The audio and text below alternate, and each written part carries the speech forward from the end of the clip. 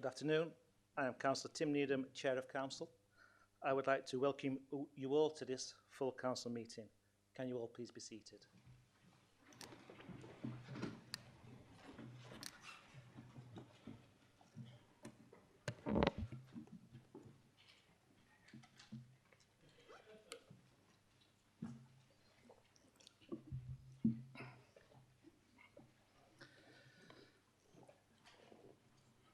This meeting is proceeding on the basis that all elected members have read their agenda papers and understand the business on today's meeting.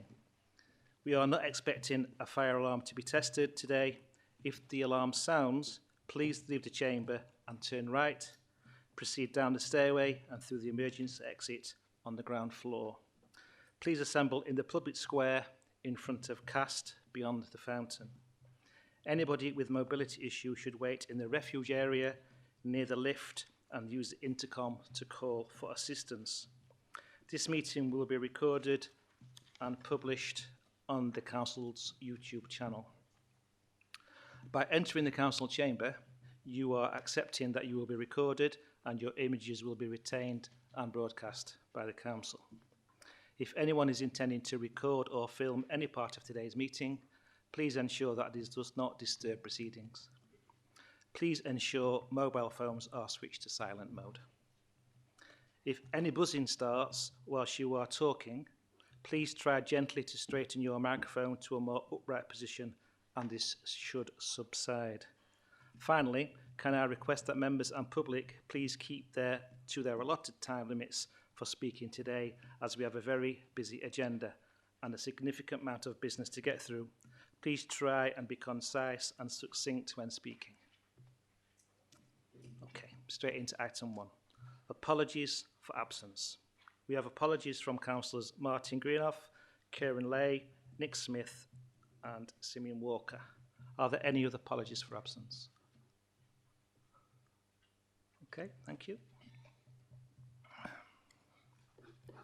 Item 2. To consider if the public and press are to be excluded from the meeting. There are no exemptions on today's agenda. Item 3, declarations of interest. I am aware that advice has been issued by the monitoring officer in respect of declaring interests in respect of the budget. Can I ask if anyone has an interest in any item on today's agenda, please can they declare it now or as soon as it becomes known to them?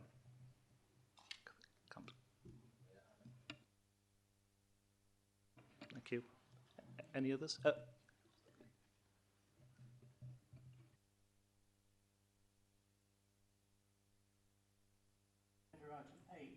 I do have a non-registrable interest in the agenda item number 8, as relatives, friends, close associates may or do have a St Ledger Homes tenancy. Councillor Reid.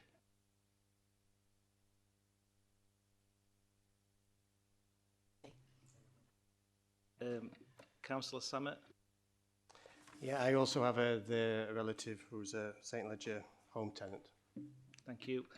Councillor Jones. Yes, Chair. I also have a relative who is a St Ledger tenant, Chair. Thank you. Councillor Anderson. Yes, Chair. I have a non-registrable. Item 8 as a St Ledger home tenant relative. Councillor Cox.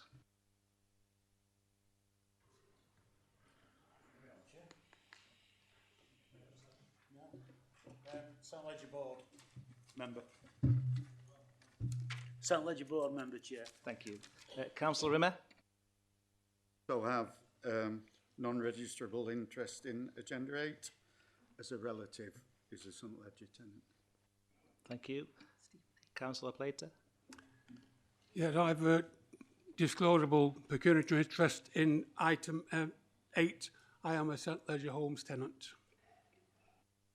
Councillor Dawson. Yeah, I have a relative in St Ledger Homes as well. Councillor Allen. Item 8, I also have a relative in a St Ledger house as well. Councillor Booth. I have a relative in a St Ledger property. Councillor Farmer. I also have another non-registrable interest in agenda item 8, as I have a relative, and I'm also a board member of St Ledger Homes. Thank you. Thank you. Can I also ask any members who have made a declaration to complete the declaration of interest form and submit to one of the governance officers after the meeting? So thank you for everybody for that. Item 4, minutes of the council meeting held on the 22nd of January. Do we agree that these are a true and accurate record? Agreed? Okay, thank you. Item 5. I have one announcement, and that is to remind members that there will be an extraordinary meeting of the council to be held on Friday, the 6th of March at 2 p.m. in the council chamber. The meeting will consider 2 motions submitted by those councillors requesting the meeting. The agenda for this meeting will be issued today. Thank you. Before I invite members of the executive and the chief executive to speak, can I ask that you keep your announcements to a maximum of 3 minutes per member, please?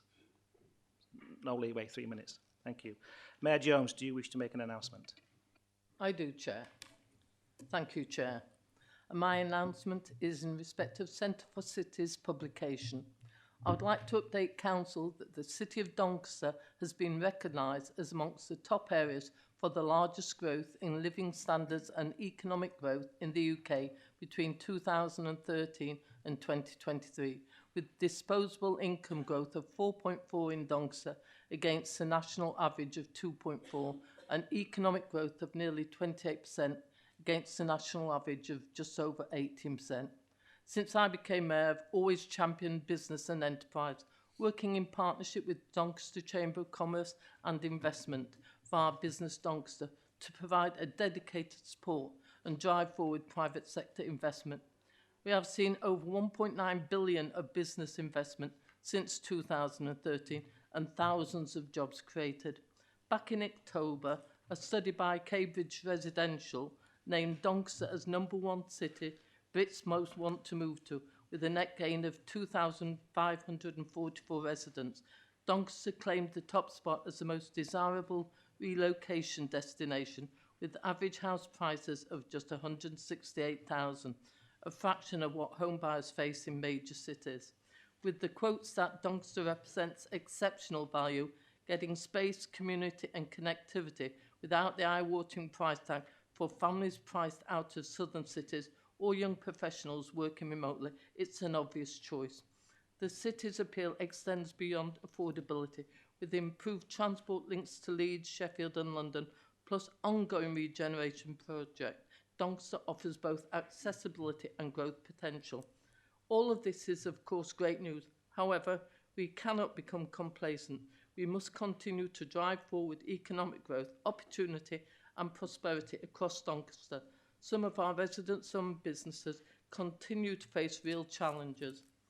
That is why it is important to fully reopen Doncaster Sheffield Airport, the largest single investment in Doncaster for a generation, with unrivaled economic potential and opportunity for Doncaster and South Yorkshire.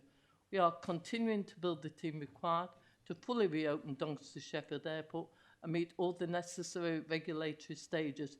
The Airport Consultative Committee has been formed and first 2 meetings have taken place. Members will be aware there is a scheduled to be an extraordinary full meeting of full council next week in relation to the airport, with more announcements to be made over the coming weeks and months. Thank you, Chair. Thank you, Mayor Jones. Deputy Mayor Glyn Jones, do you have any announcements?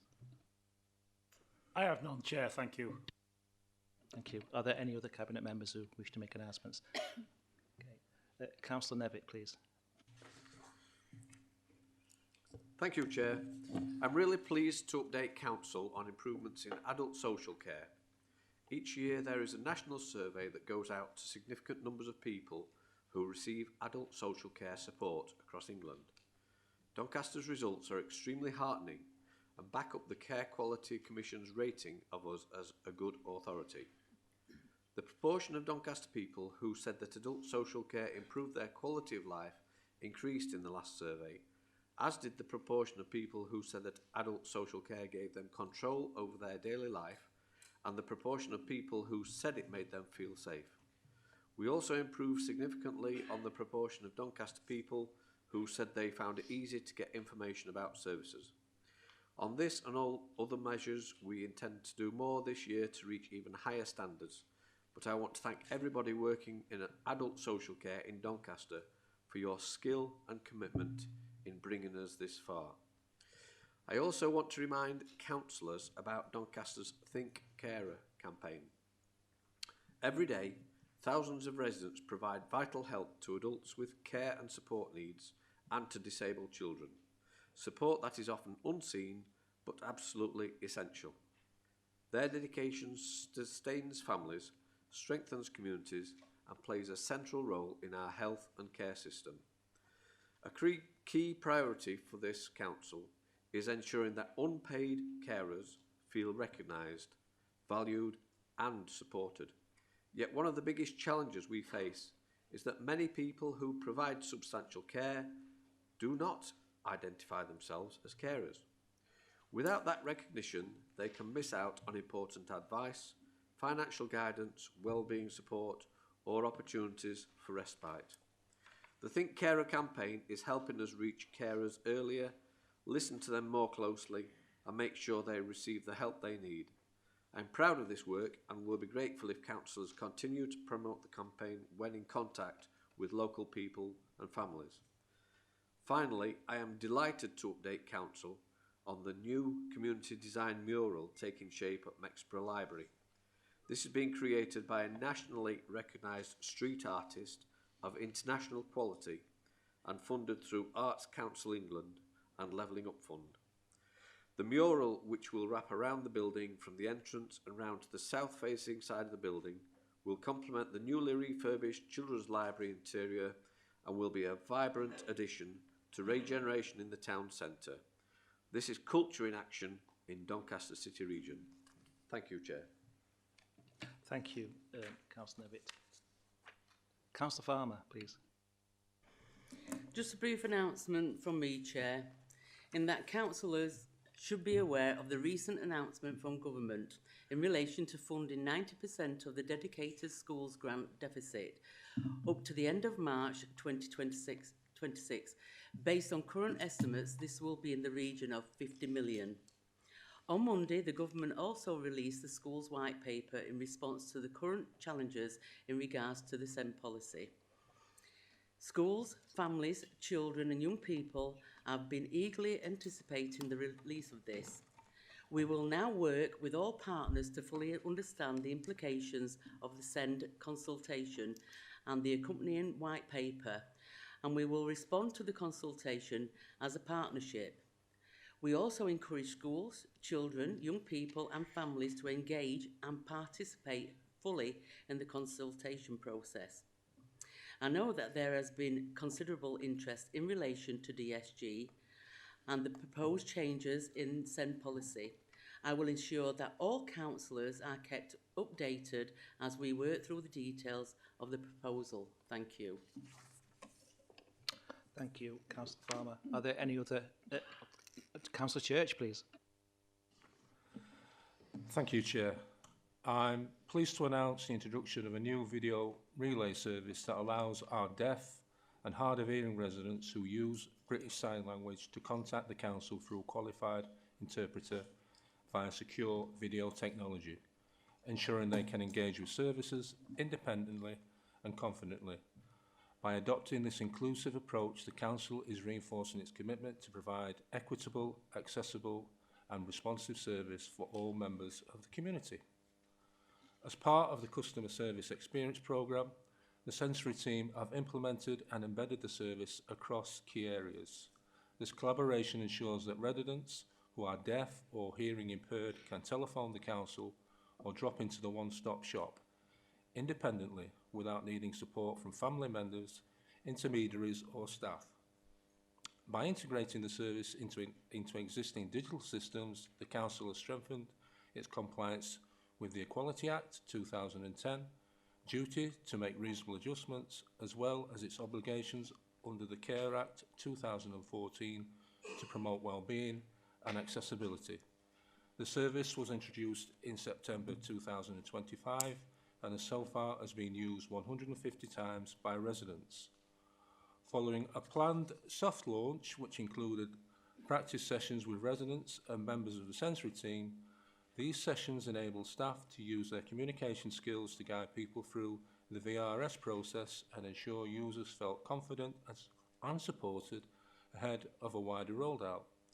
The service was also promoted and discussed at the Deaf Club and at the Deaf College drop-in sessions, helping to raise awareness and gather feedback directly from the deaf community. Further communication and engagement has been delivered, ensuring information about the service reaches a broad range of deaf and hearing impaired residents. The sensory team has provided specialist guidance to ensure the service reflects the communication needs and preferences of deaf residents, while customer experience programme has supported digital integration and operational delivery. This collaborative cross-departmental approach enhances our residents' experience, promotes independence and demonstrates the Council's commitment to delivering inclusive and accessible service for all our residents. And just a quick one, Chair. Tomorrow evening I will be attending the Pride of Edlington Awards. I just want to thank everyone involved for their hard work, including our neighbourhood teams, the sponsors for putting this all together. There will be unsung heroes receiving deserved recognition. It will showcase the very best of Edlington. It will be more than just an award ceremony. It will inspire people to continue doing the good things, bringing people together and having pride in the place they live. And I think we should do everything possible to encourage and support neighbourhoods like Edlington, recognising it does work better when residents are at the heart of decision making. The progress in Edlington proves that, and I'm looking forward to that being celebrated tomorrow evening. Thank you. Thank you. Chief Executive, do you wish to make an announcement?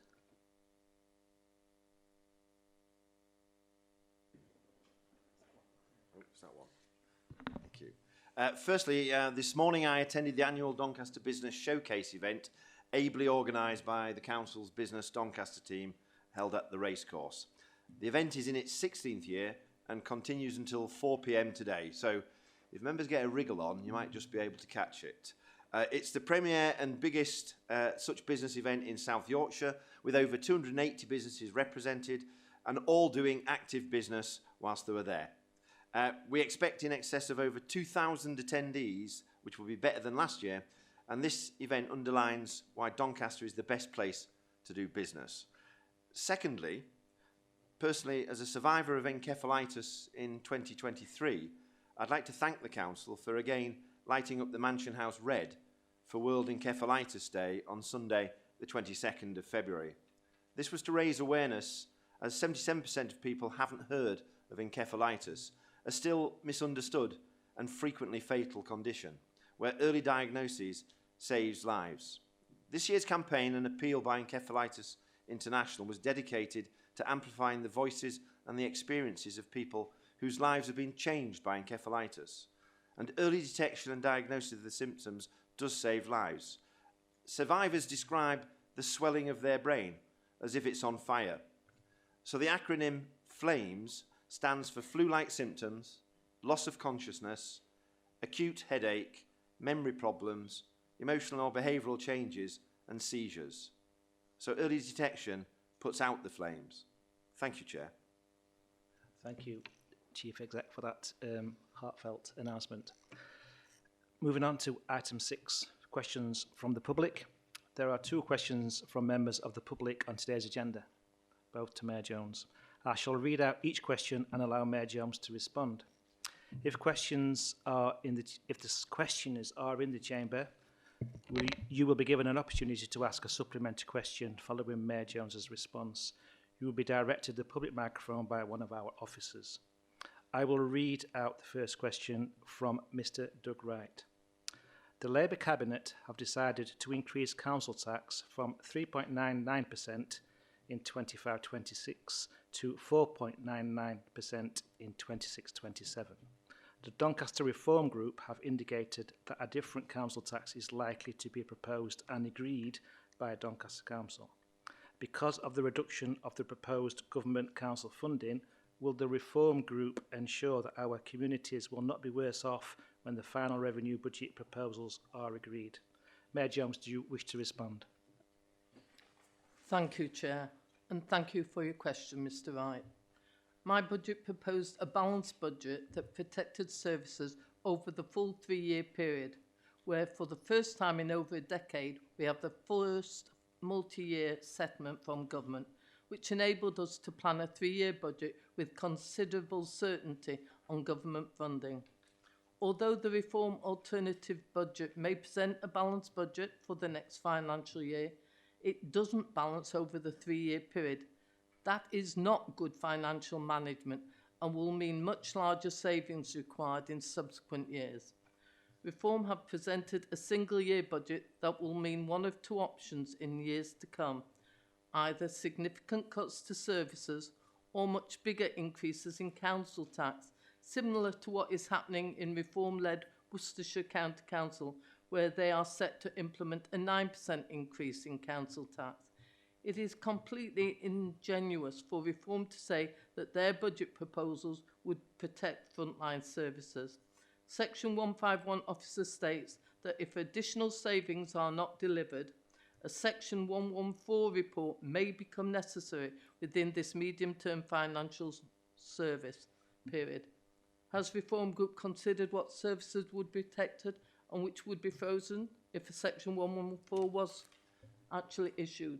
To give a rough idea of one monetary figures to Reform's proposals, as a council, we will be over £5 million worse off per year by April 29 from council tax alone, along with the recovery grant of nearly £10 million, which is also due to end April 2029, meaning for the 29-30 financial year, we could be looking at needing to achieve savings in excess of £15 million. This level of savings would lead to a significant cuts to service, including frontline services that Reform are claiming to protect.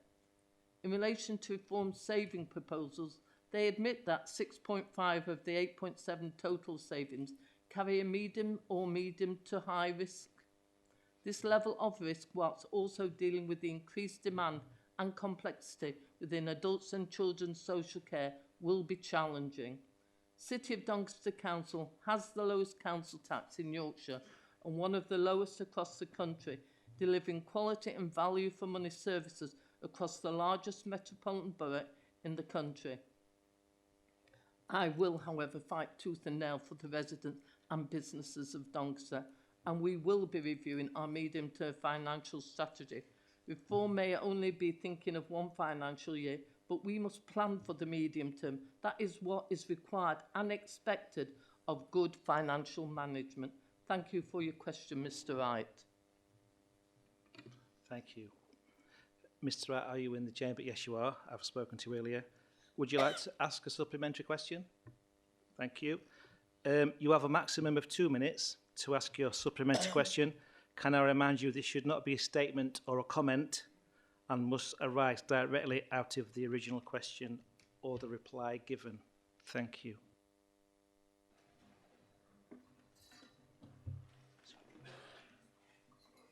Thank you, Mayor, for helping me out. I've only seen this since 1:30, so it's a bit difficult to do it. I'll try and give a series of little questions to make one question in total for 2 minutes.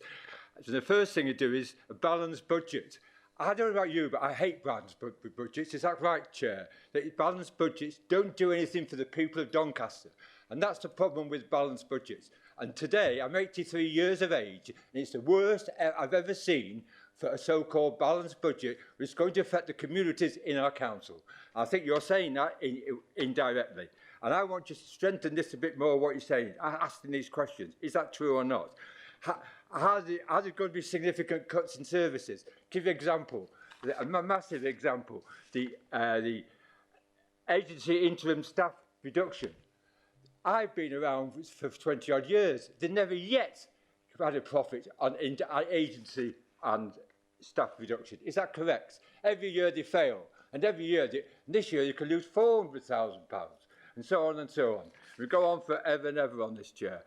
Significant, this 9% increase in council tax. The homeless, there's people dying in Manchester. Are we going to have problems with the homeless in Doncaster? Many other aspects are left. And like, for example, you run this in the SEND programme. It may be good in Doncaster. I hope it is, Chair, and hope you confirm it's going to be with the national thing going on at the same time. But my great-granddaughter has fits, and she may have to not be able to go to a special school because of this 9%. I could go on and on about this, but I've never seen anything like that. I'm very sorry because of reform, because there's too few people in reform, nice people, but this is bad for our community, and it will never, ever forget if you do this and it hands out 6 months later, all down the pan. Okay, thank you, Mr. Wright, and thank you for keeping to time. Mayor Jones. We are required to set a balanced budget. The Section 151 officer has to actually certify that. However, I do agree with you that when we see proposals coming forward, that's why we need a 3-year balanced budget, so that we can actually realise the implications of what is being proposed. Actually cutting to 2% in the first year, our 151 officer has actually stated that it actually meets the requirements. However, she's raised grave concerns and the possibility of a Section 114 being issued. Let's not hide. If we get a Section 114, it will damage our authority. It will damage investment, and it will also damage things that we can deliver, because the 114 is virtually saying we're bankrupt.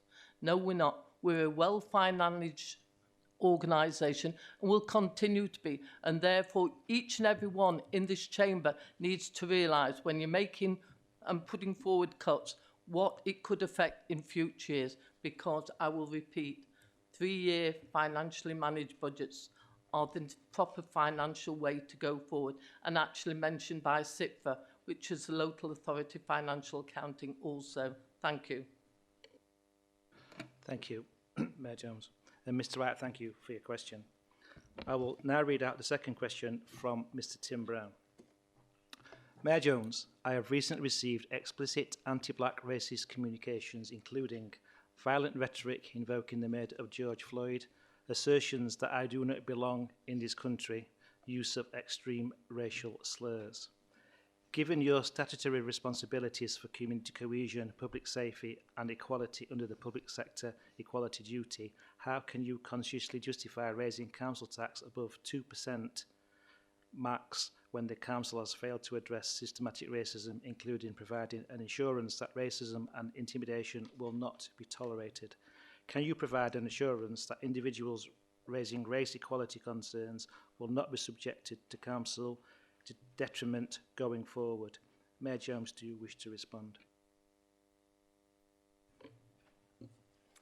Thank you for your question, Mr. Brown. As per my response to you at the last meeting of full council, may I ask if you reported these potentially racist communications to South Yorkshire Police? And I would actually spell out to each and every one in this forum, if they receive them, they should report them to South Yorkshire Police. And your connection of council tax increases to tackling racism is tenuous at best. Having less financial resources means less ability to tackle the very issue of racism and community cohesion that you mentioned. Thank you for your question. Thank you. I don't think Mr. Brown's in the chamber, but if he is, can we make yourself known? Okay, thank you. Okay, so we will thank Mr. Brown for his question and move on to item 7, the corporate plan. Before I invite Mayor Ros Jones to propose this item, can I remind members that the corporate plan forms part of the Council's budget and policy framework. If the proposal is not supported today, there is an opportunity for Mayor Jones to amend or present her proposals to Council today or at a future date. However, in order to do this, Council must clearly set out its reasons for objecting to proposal, which should be lawful and deliverable. If this is the case, there will be an opportunity to clarify those objections by way of a motion, should the recommendations not be supported. No amendments will be considered until there has been a vote on the Mayor's initial proposals. Mayor Jones, can I invite you to introduce the report, and you have a 10-minute time slot. Last month, Cabinet and full Council agreed a refreshed City Borough strategy. Team Doncaster's strategic partnerships long-term plan to improve well-being with a central mission of thriving people, place and planet. Team Doncaster is a partnership based on collaboration, progress and positivity, with everyone working towards Doncaster being a better place to live and work.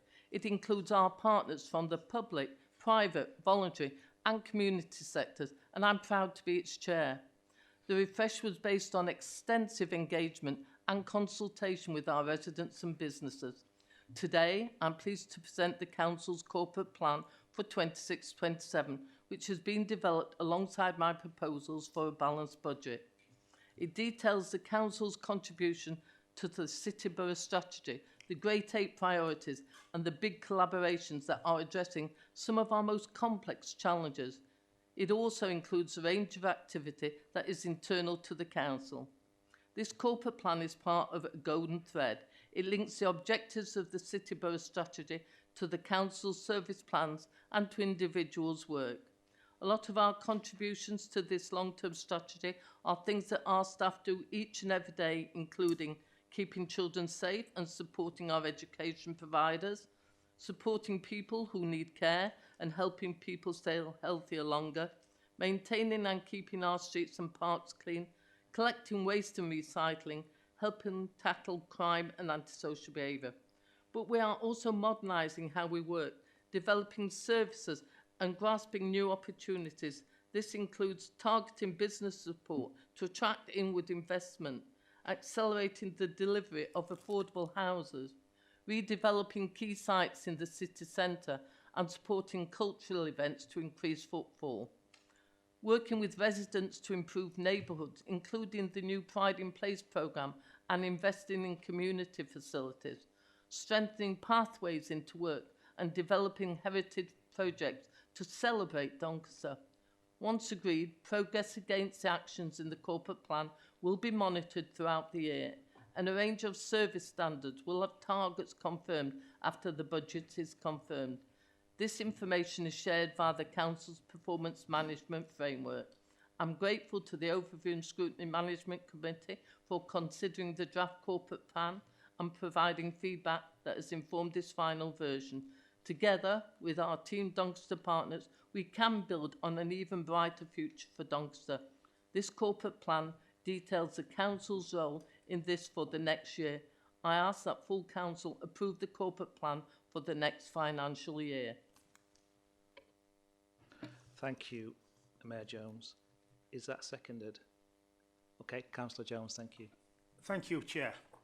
I would like to second this plan and talk about my portfolio if possible. My portfolio area covers housing delivery and homelessness, supporting elements of business, making our communities safer, and the whole range of environmental services such as waste, fly tipping, cleaner streets and highways. As you know, the public engagement used to inform the refresh of the City Borough strategy told us plainly that residents want to see cleaner streets, less fly tipping, better maintained roads and pavements, tidier green spaces, decent homes and safer communities. As we know that some places are more affected than others, the corporate plan has been developed with actions to address these issues. Based on the resources we have available over the next 12 months, these actions include using the new Pride in Place funding to make improvements to our neighbourhoods, funding a highways maintenance and resurfacing programme, delivering environmental improvements to reduce fly tipping and litter and use more targeted enforcement, using a person-centred approach to reduce crime and antisocial behaviour, refreshing approaches to reducing domestic abuse and helping to reduce violence against women and girls. Also, improving support to people who are or at risk of becoming homeless. I endorse the new corporate plan, Mayor, and I encourage my fellow councillors to vote in favour of this. Thank you, Chair. Thank you, Councillor Jones. If any member wishes to speak on this item, please indicate by pressing the button on your console once. Each member is allocated 5 minutes. So some people already wishing to speak. So without ado, straight over to Councillor Farmer, please. Thank you, Chair. My portfolio area covers education and skills, youth services, early intervention, children's social care, adult education services. Despite the great progress that has been made, we know there are still attainment gaps across our communities, that learners with special education needs can face barriers at transition points, and that our children's social care system must keep shifting resources upstream to prevent crises. And this is why we are continuing to reform how help is offered and accessed by our residents.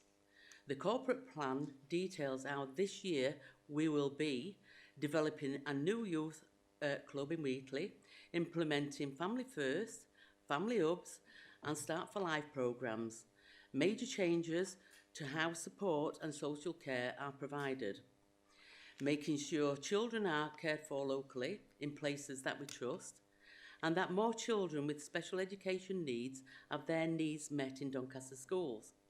We will also be holding more remake learning events and festivals that have had a great response over the past couple of years. I also endorse the new corporate plan and encourage my fellow councillors to vote in favour of it. Thank you. Thank you, Councillor Farmer. Next is Councillor Nevitt, please. Thank you, Chair.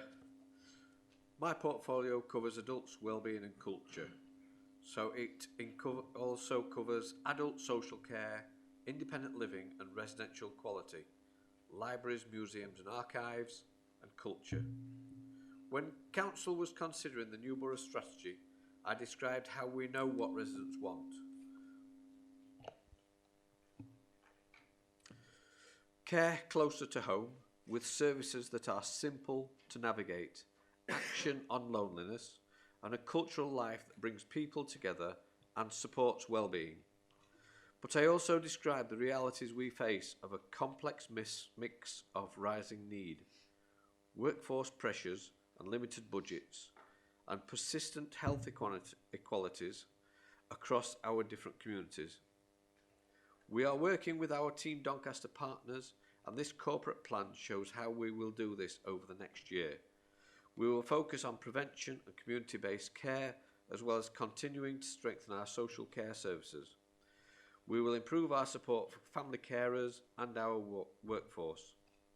I also know the important role that cultural activities play in reducing loneliness and improving health.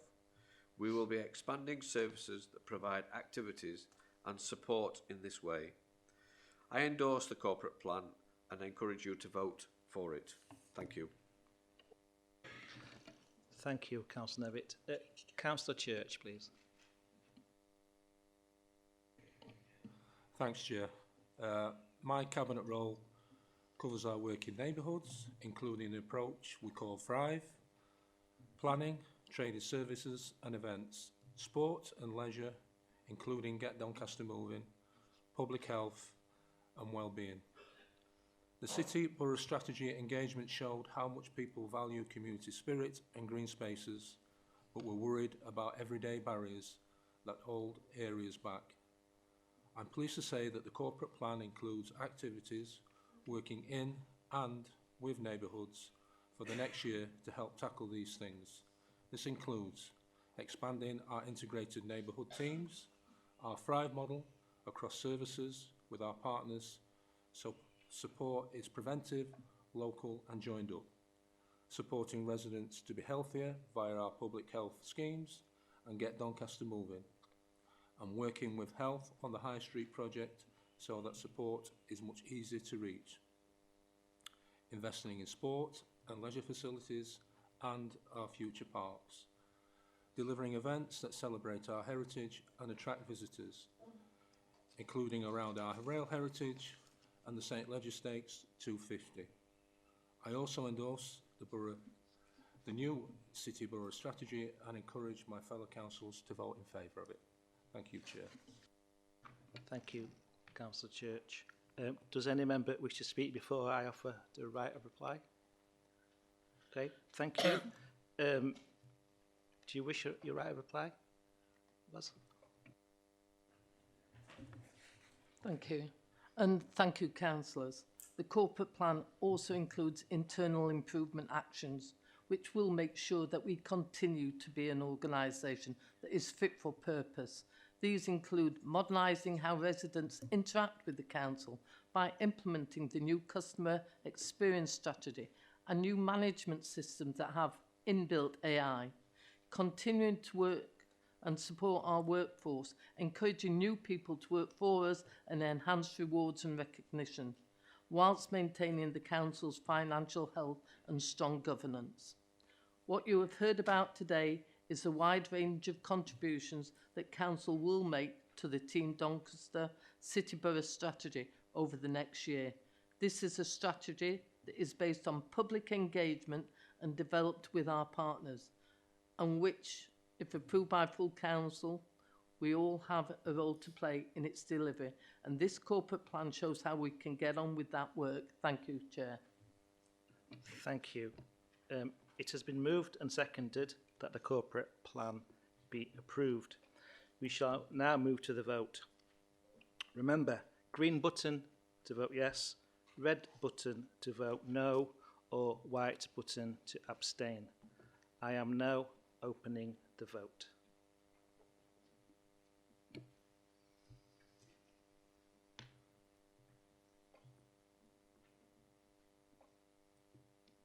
Okay, I think everybody's had an opportunity, so I will close the vote.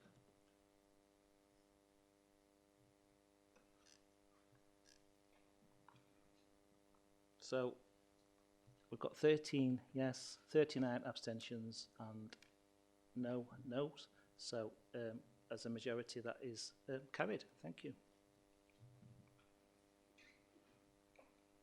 The corporate plan for 2026 has been approved. Thank you. Right, next one, introducing the budget reports. Members will be aware that the next 5 items on the agenda relate to setting of council's budget, and there is a legal requirement to include in the minutes how each elected member has voted on decisions relating to the budget and council tax. Therefore, agenda's items 8, 9, 10, 11 and 12 will be subject to a recorded vote, which means any votes cast by each member will be recorded in the minutes of this meeting. I must also remind you that for each budget report, Council will initially consider and vote on the executive proposals. If any of the executive's proposals are not agreed, I will then invite members to put forward any budget amendments. The only amendments that can be considered, however, are those that have been certified by the Chief Finance Officer ahead of this meeting. We cannot consider any other amendments. Any amendments will be debated and voted upon. If they are agreed, Mayor Jones will be asked to consider them and inform Council if she wishes to amend her proposals in the light of these or continue with her original proposals. She may do this today or at a future meeting. There will then be a second vote on Mayor Jones' resubmitted proposals. These proposals can be agreed by a simple majority of those voting in favour. However, if they are not agreed, the amendments to the budget will be considered and voted upon. If 2/3 of those present support the amendments, they will be passed. Thank you. Item 8, Housing Revenue Account Budget 2026-27 to 2029-30. We now move to our first budget item of the day. Can I invite Deputy Mayor Councillor Glyn Jones to introduce this item? Deputy Mayor, please. Thank you, Chair. This report sets out the Housing Revenue Account budget for the 2026-27 financial year and the medium-term financial forecast up to the end of March 2030. The account has a balanced budget. The HRA budget includes a council house rent increase of 4.8% in line with government policy. This equates to an average rent increase of £4.39 per week.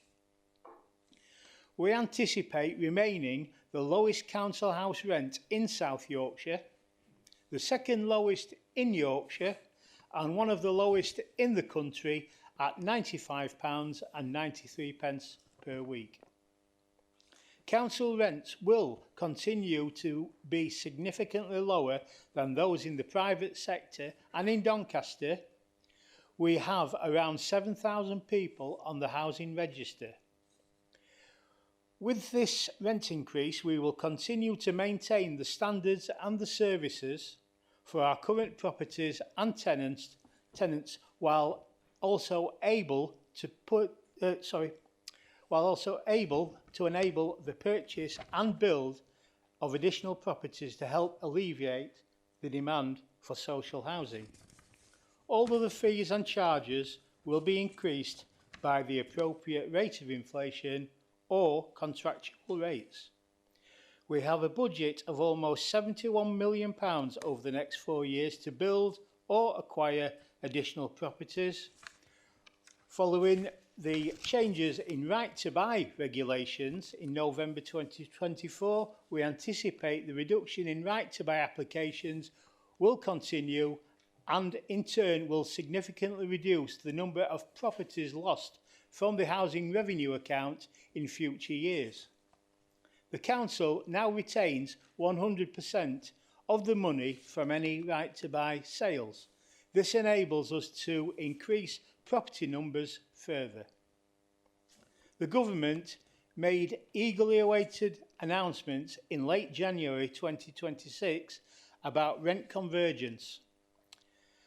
Also, a new Decent Home Standard 2, property energy requirements and council house building and funding, the details and implications of which will be finalised over the next 12 months in advance of the 2027 budget setting.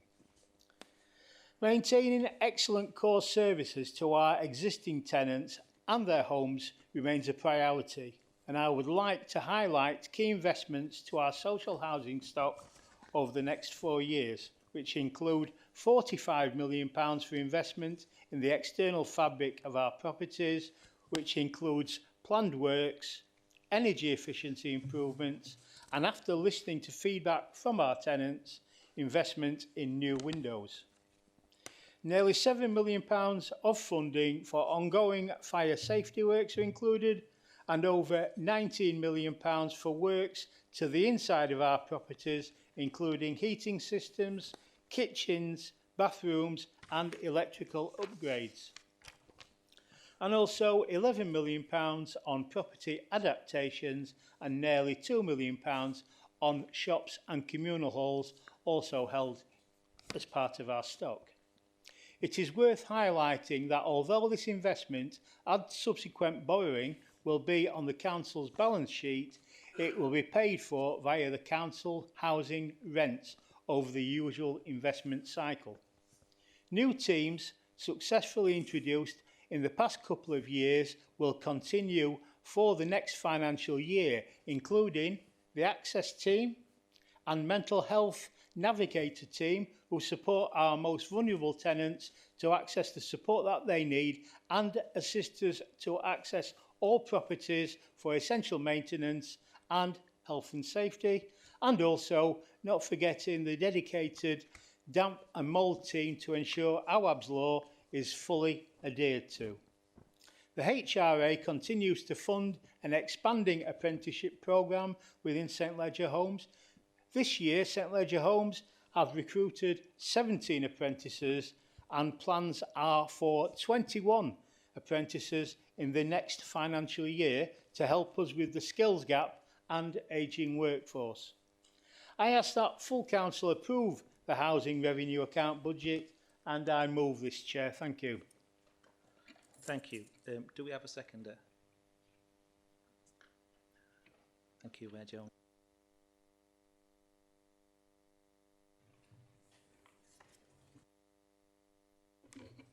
Thank you, Chair. I actually want to justify what Councillor Jones has said. The investment that we're doing in the external fabric of our properties, which includes plan work, energy efficiency improvements, and after listening to feedback from our tenants, invest in new windows. This actually shows that we do listen to what our tenants are saying and we act accordingly. We would like to build many, many more houses than we're even putting forward here now, because we've seen our housing stock reduce. But I think we will start to see the number increase over a period of time. But much depends on how many of our housing stock are actually taken up in right to buy. But I actually think everyone in this room should be more than proud of what our HRA is able to achieve within limited resources. And therefore, I second this proposal and ask each and every one to actually vote for it and get the approval of full council. Thank you. Does any member wish to speak on this item? Councillor Dennis, please. Thank you, Chair. I'd like to speak in support of the HRA budget on two counts about the Balby Bridge estate, which is mostly owned by St Ledger Homes. The district heating freeze of the charge on that is welcomed by residents to keep it the same as this financial year, as well as the heating system improvements that both Mayor and Deputy Mayor mentioned just then, which includes new boilers as well for lots of properties. So speaking in support of the HRA budget. Thank you. Does anybody else wish to speak on this matter? Councillor Carl Hughes, please. Thank you. On page 82 of our pack, it mentions risks and assumptions amongst the HRA report.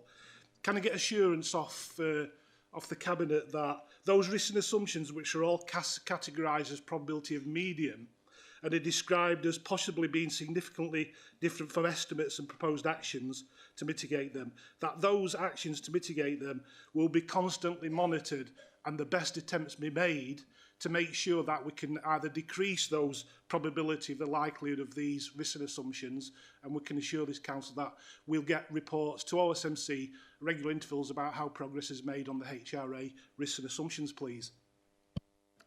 Thank you, Councillor Hughes. Anyone else wish to speak on this matter? Okay, thank you. Deputy Mayor, may I offer you your right to reply? Thank you, Chair. Absolutely. Councillor Hughes, we rigorously look at all risks associated with housing. It comes by a quarterly report, as you're aware, and does come to scrutiny where we value the input that's put in by yourselves. So absolutely, we do see that, and we see it as necessary, as well as scrutiny, by the way. So I've nothing more to add to the right of reply to this, Chair, other than to say welcome this report. It's the HRA. We need to agree that and move forward in the best interests of our tenants of around 20,000 properties that we have got in Doncaster. So with that, Chair, I'll say thank you and support this. Thank you, Councillor Jones. Approval of the housing revenue account budget has been moved and seconded. We shall now move to the vote. Remember, green button for yes, red button to vote no, white button to abstain. I am now opening the vote.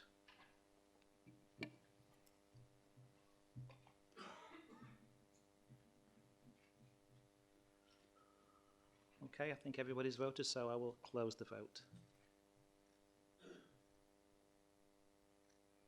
Okay, so we have 13 in favour, 39 abstentions and no against.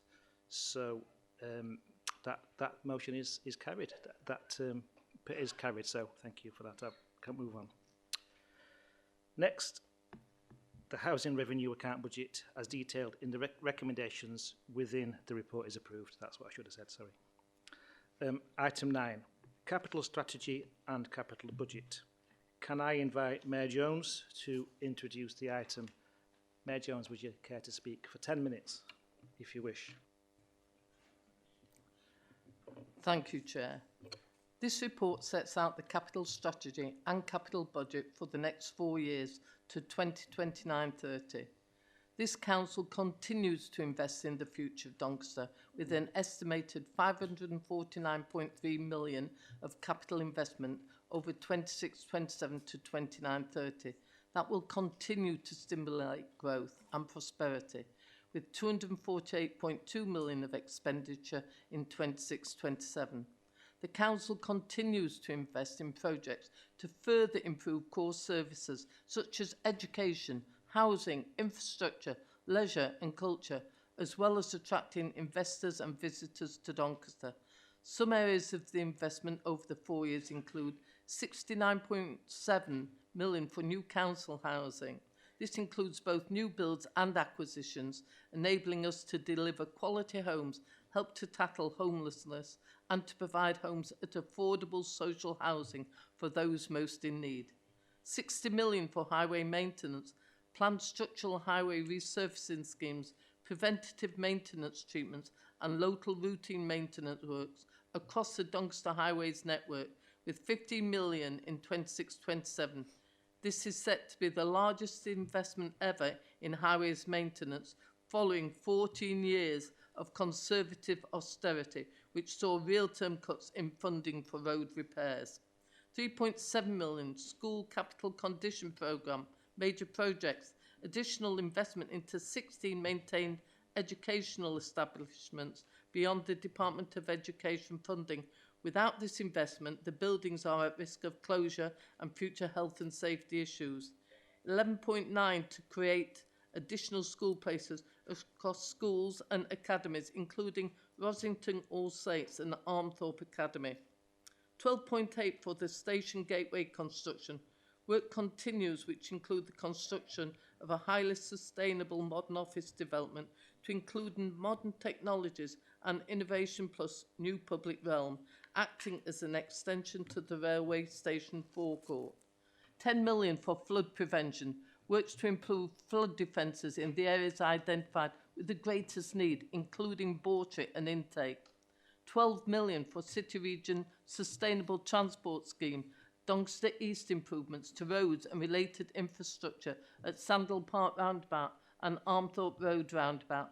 We are also continuing to invest in our communities across the city of Doncaster, including Asken, Bentley, Conisbrough, Edlington, Mexborough, Moorends, Rosington and Stainford. I ask that full council support my budget proposals, enabling us to deliver the investment across the city of Doncaster. Thank you. Thank you, Mayor Jones. Is that seconded? Chair. Thank you. Thank you, Chair. It's certainly seconded, and I do look forward to seeing the voting on this one, Chair. Thank you. Thank you. If any member wishes to speak on this item, please indicate by pressing your red button. And Councillor James Church, please. Chair, in recent months we have received over 81 million from the Labour government, which will regenerate Rosington, Mexborough, Conisbrough and our city centre. In complete contrast to 14 years of Tory neglect, this much needed funding will make a huge difference to our city, and it will complement the 49 million of capital investment that we have planned over the next 4 years. Over 216 million to improve and build new council houses, and I think everyone will welcome the 60 million on road repairs. Investment in our residents' well-being, such as the new 7.5 million leisure pool for Edlington, and a further 1.2 million worth of improvements to Transpennine Trail at Sprotborough. Protecting our residents who live in fear of flooding, 6.5 million for Townend at Bentley, and there is so much more. We continue to invest for our future prosperity and the priorities of the people of Doncaster. And capital spend protects and boosts employment. It brings opportunities for local companies. And it sends a clear message to investors that we are ambitious. And as per the Mayor's previous announcement, Doncaster is on the up and there are exciting opportunities ahead. Thank you. Thank you. Councillor Church. Councillor Jane Cox, please.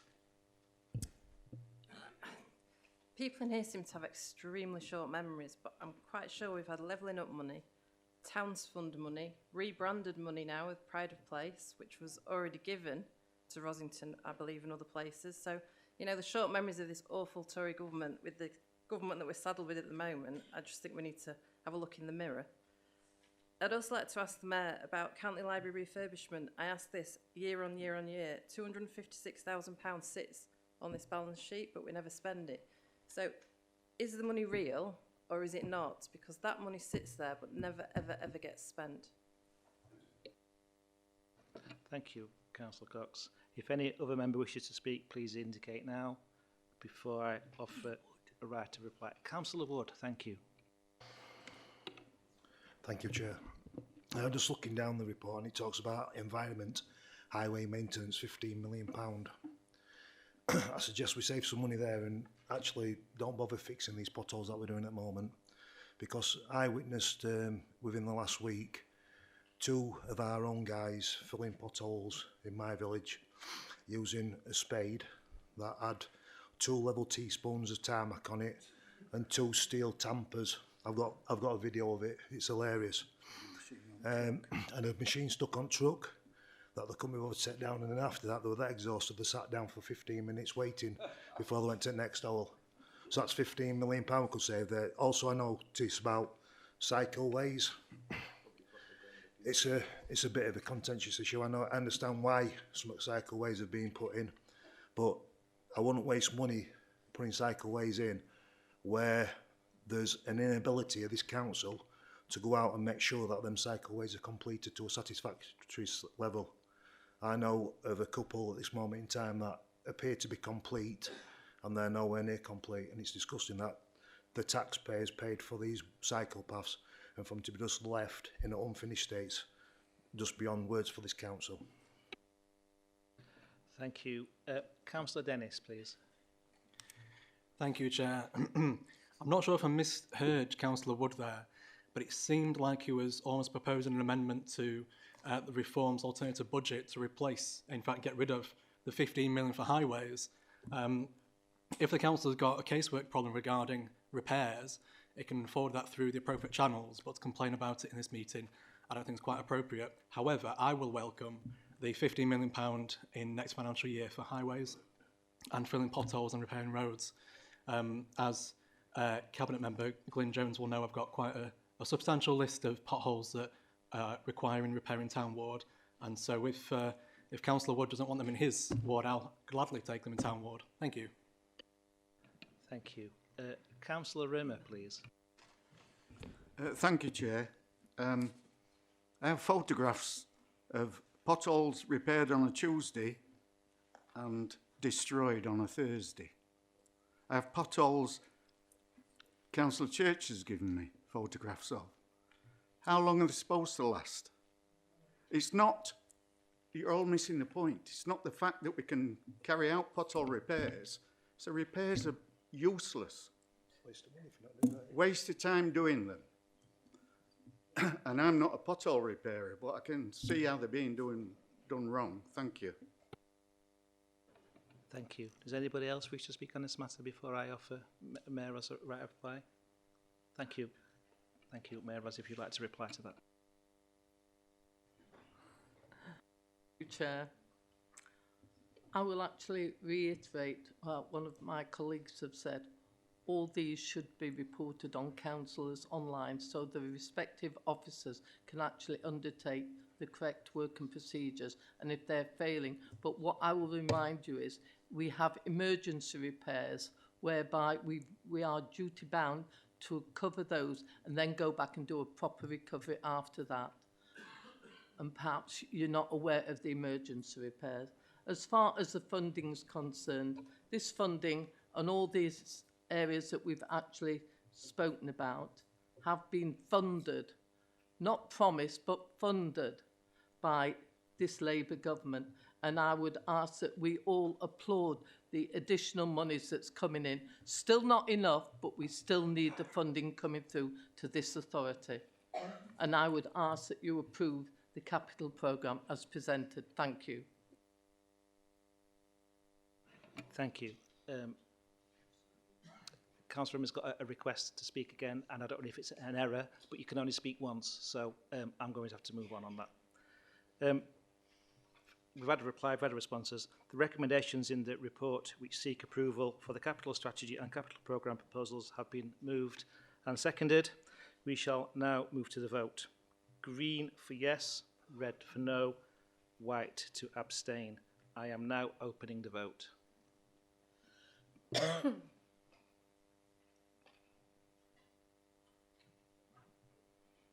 Okay, I think everybody's voted, so I will close the vote.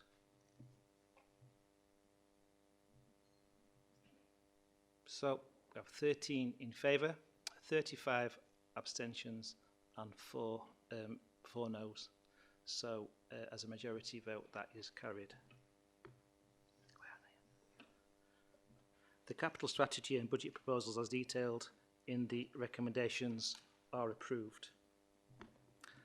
Item 10, the Treasury Management Strategy Statement. Can I invite Mayor Jones to introduce this item? Thank you, Chair.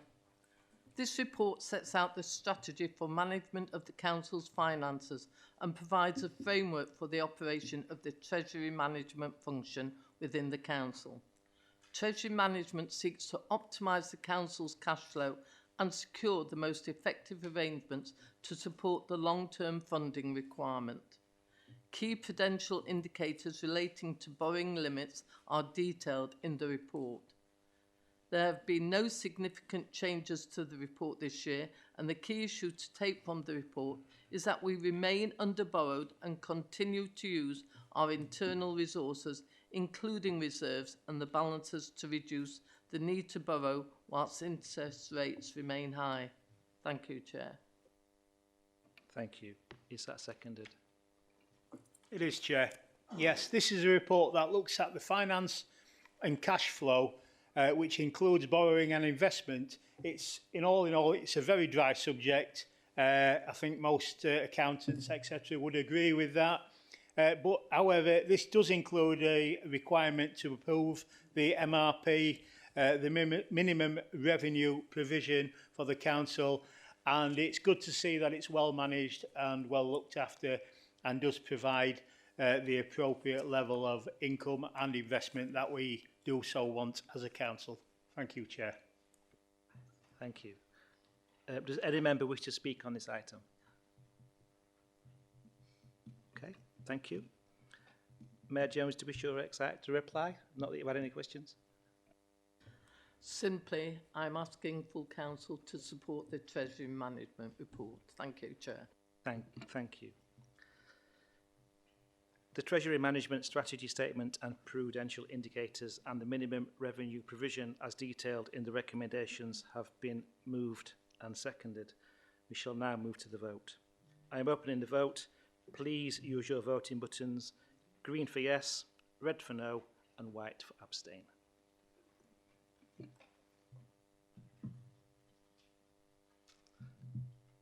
Thank you. I think everybody's had to go at that, so I will close the vote. So you've got yes, 13 in favour, 34 abstentions and 4 noes against.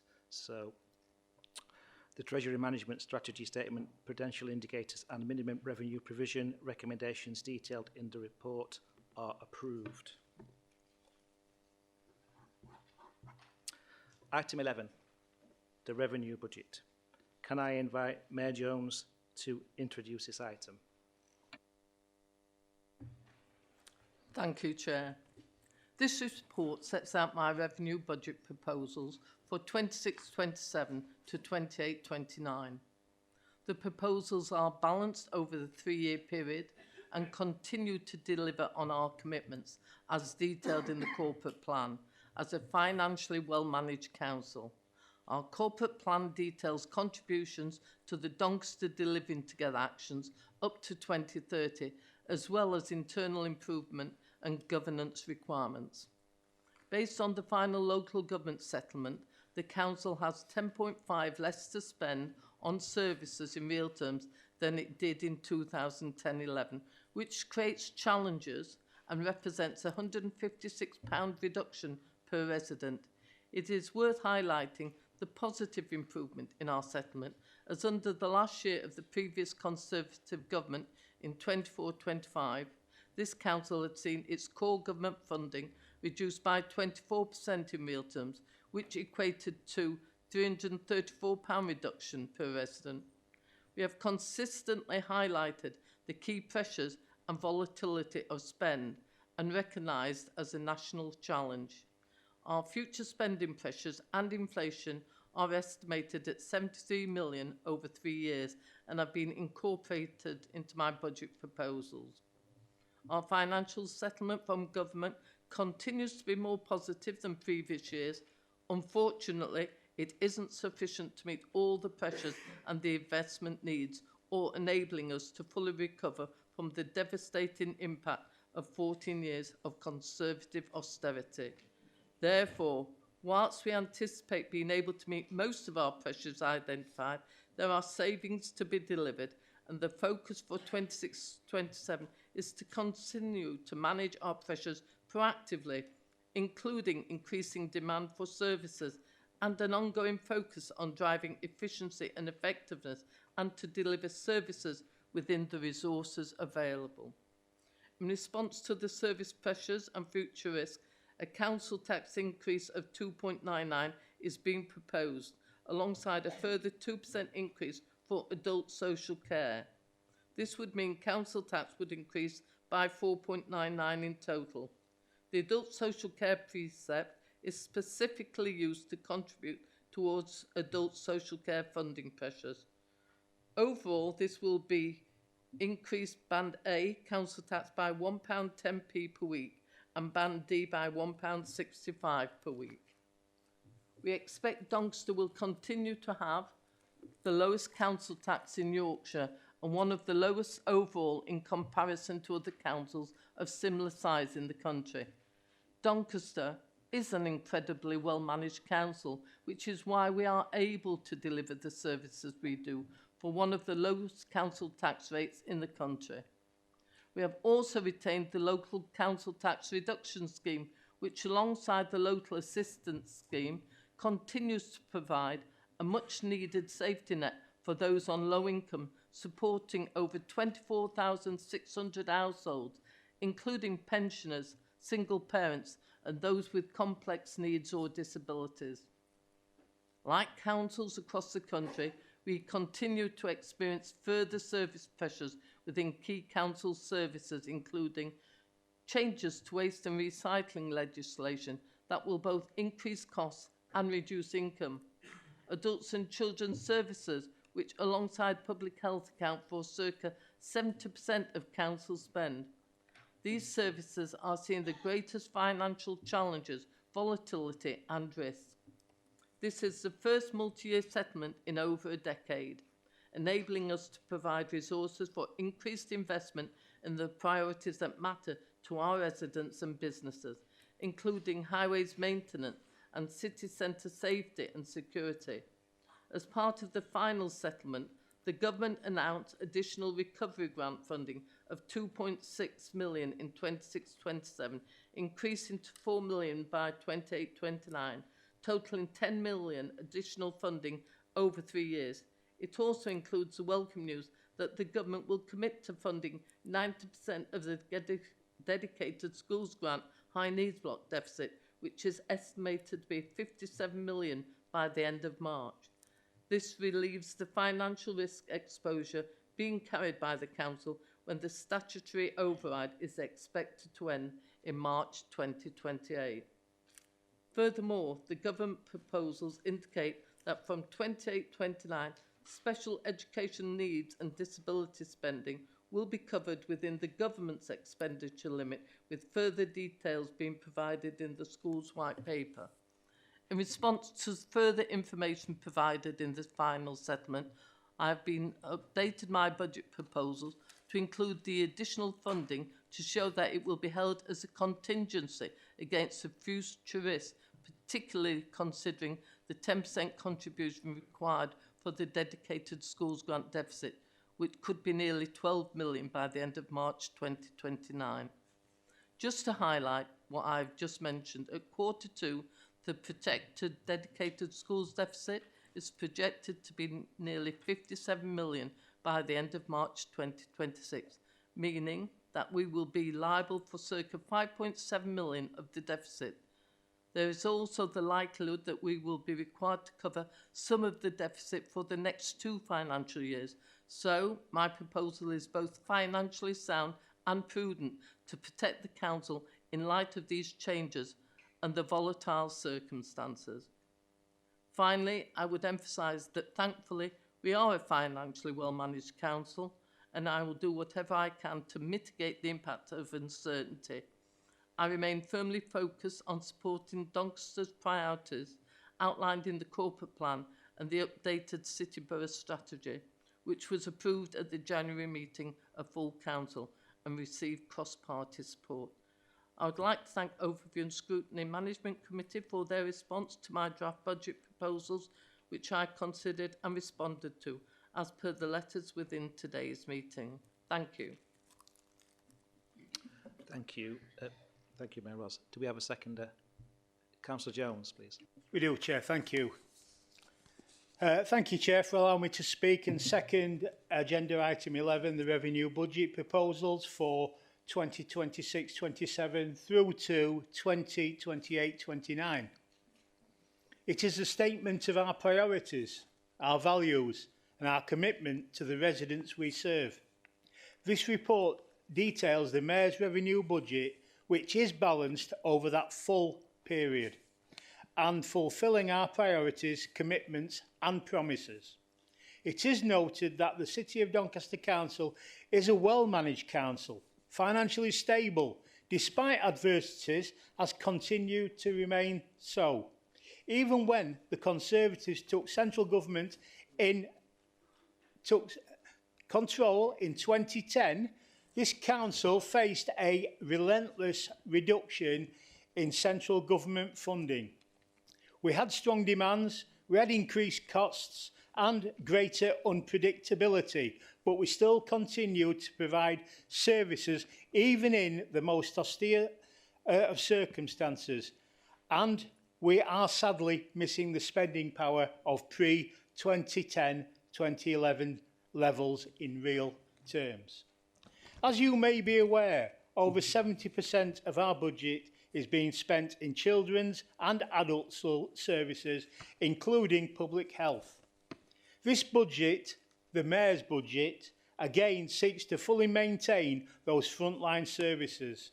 However, despite the increased resources made available this year from this Labour government, we are still operating in a challenging financial landscape. Inflationary pressures, rising demand for services and continued restraints on local government funding do have an impact on future years and therefore have been well considered in this 3-year budget schedule. The budget before us shows that we remain focused, responsible and determined to protect the services and the people that matter most. Our first responsibility is to ensure that vulnerable residents continue to receive the support they rely on, whether it is in adult social care or children's services. Those areas do remain at the forefront of our spending plans.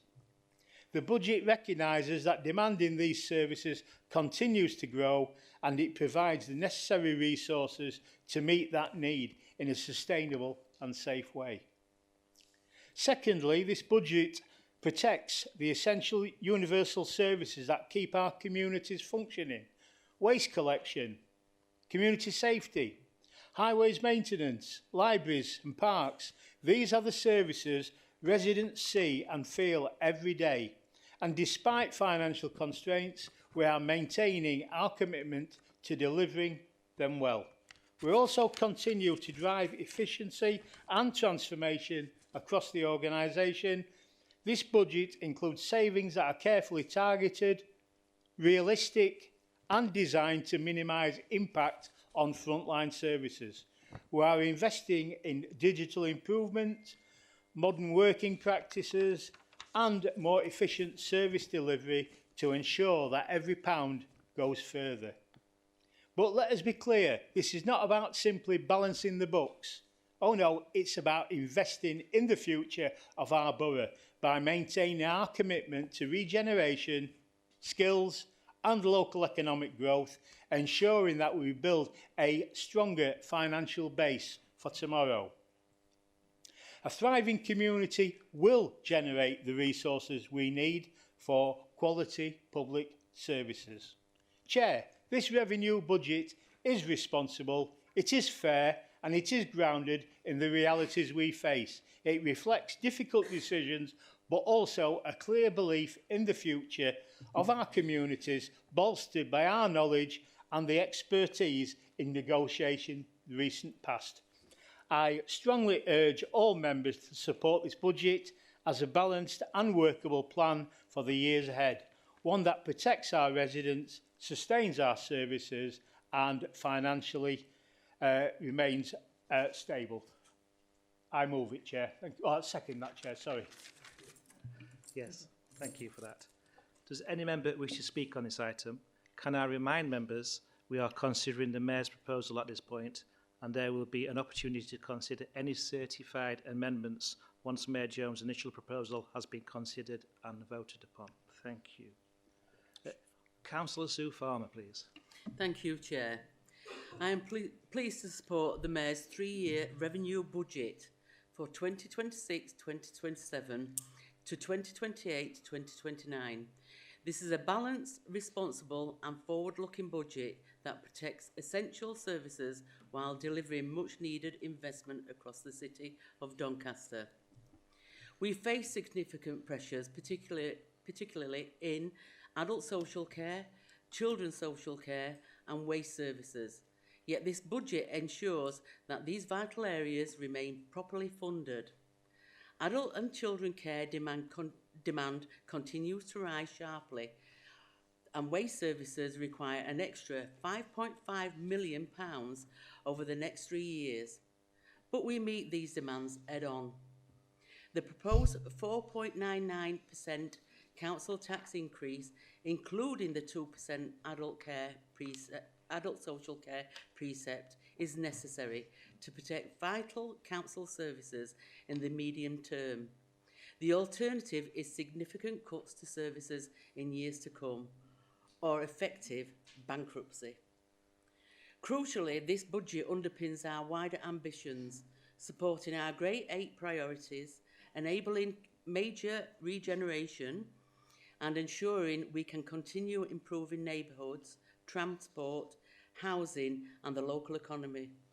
This is a careful, compassionate and sustainable financial plan that keeps Doncaster on a stable path whilst investing in what matters most to our residents. I urge all colleagues to support the Mayor's three-year financial revenue budget. Thank you. Thank you, Councillor Farmer. Councillor Jane Kidd, please. Thank you, Chair. The Mayor has managed to keep council tax at the lowest level in South Yorkshire, despite many potential pressures and volatilities. We are a low-cost and low-resource council. The proposed increase of 4.99% is built into our funding formula, and national government would take a very dim view of us not taking a revenue stream that is available to us. However, the Mayor has protected those on the lowest incomes and with the lowest levels of savings with her council tax reduction scheme. We do understand that there is a cost of living crisis. We heard at scrutiny that potential reductions in continuing healthcare payments is a huge concern, as we could be funding very high cost care packages. Other volatilities come from children's care, where we use agency staff to prevent burnout of our own staff. This is one of the reasons that we need to bring in pay restoration quickly as possible, as this is a potential saving. Our auditors have confirmed that we have a good track record of delivering savings. As has been mentioned before, we have seen 14 years of austerity that has led to difficult cuts in services. The Mayor's budget offers stability over the next 3 years, with services protected and extra investment in areas that are important to the people of Doncaster. Anything else would be a huge gamble with our finances and services. The Mayor's budget is prudent and balanced and keeps borrowing costs down. I urge everyone who wants to protect the stability of the Council to vote in favour of the Mayor's budget. The reformed budget risks the future stability of the Council. Anyone who supports it must take that responsibility. Thank you. Thank you. Councillor Dave Knight, please. Madam Chair, Madam Mayor and Chair, it's come to my attention here, obviously, that the white paper on schools is now nearly about 3 months behind schedule. And with not knowing the content of the white paper, this leaves the budget in an awkward position with not knowing what the potential needs are for the e.g. the SEND proportion. This does concern me as regards the budget that's been proposed. And secondly, I'd also like to bring into here about the waste management service, which is very good in Doncaster. Again, am I right in saying, and this is a question here as I'm asking, is that we're not to expect to see a fourth bin until after 2040, am I correct? That was as the contract, as I understand it, as it stands. If you could help me on that, please. Thank you very much. Thank you, Councillor Knight. Councillor Nevitt, please. Thank you, Chair. I'm supporting Mayor Ros Jones' revenue budget, knowing that over the last 14 years of cuts by the opposition, we now at last have a 3 years of certainty.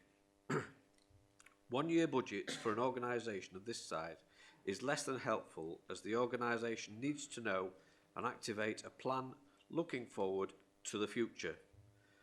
Mayor Ros Jones has had the experience of doing a budget year in, year out, and has a great handle on Doncaster Council budgets and finances.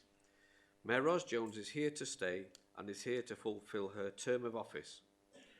There are pressures on the council finances from many areas, and the proposed budget is low risk, balanced and achievable. Adults My Portfolio has pressures and care costs which can be very expensive and hugely affect our decisions and desire to look after our residents in the best way possible. Children's also has pressures, and these two directorates alone account for over 70% of our costs year on year. These numbers are continuing to increase, which is why we need to increase the revenue to pay these bills through council tax payments. The proposed budget increase of 4.99% allows the administration to make progress and be positive for Doncaster and its residents.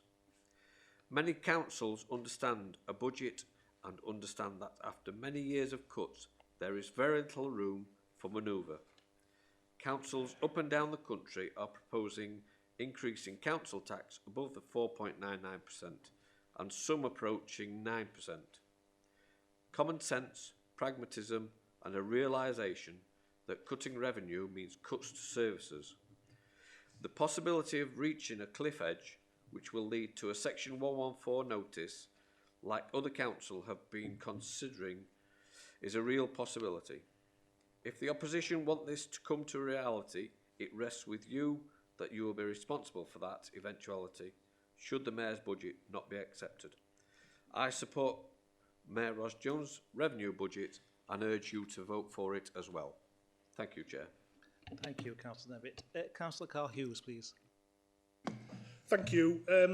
All members will be aware that within the document called the Strategic Risk Register, there are certain items within there that are deemed as risky, bringing risk to the council. One of those is the medium-term financial strategy. That's contained within the Strategic Risk Register and has been so for the last 2 or 3 years now. And the last time I looked at it, it was rag rated at 20, which is the maximum rating of risk that can appear within the risk register. I know everything sounds like a bed of roses from the other side. We know that's not true. Can we have assurances that this council and the cabinet will tackle the MTFS, get that rag rating below 20 to an acceptable number, and tell us when that's achieved, please? Thank you. Councillor Jane Cox, please. I've sat here for 11 years and listened to austerity. And I've also sat here for 11 years and listened to the fact that the Mayor runs a very well-managed council with a very well-managed budget. So I think the question is, did she have too much money before? And maybe austerity was a good thing. If any... Oh, sorry. Councillor Rimmer, please. Thank you, Chair. It's admirable that 70% of council tax goes to care. So that means that 30% pay for it all. And that 30% of council taxpayers leave home at 7 o'clock in the morning, come back at 6 o'clock at night and get nothing.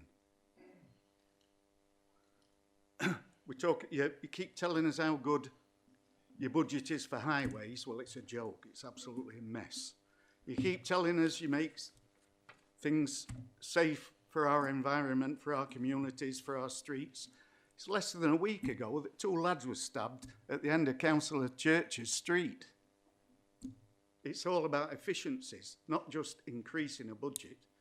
And you don't budget a year, you budget monthly so you can see what's happening, whether you're over budget or under budget. You can't do that 6 months later. Thank you. Thank you.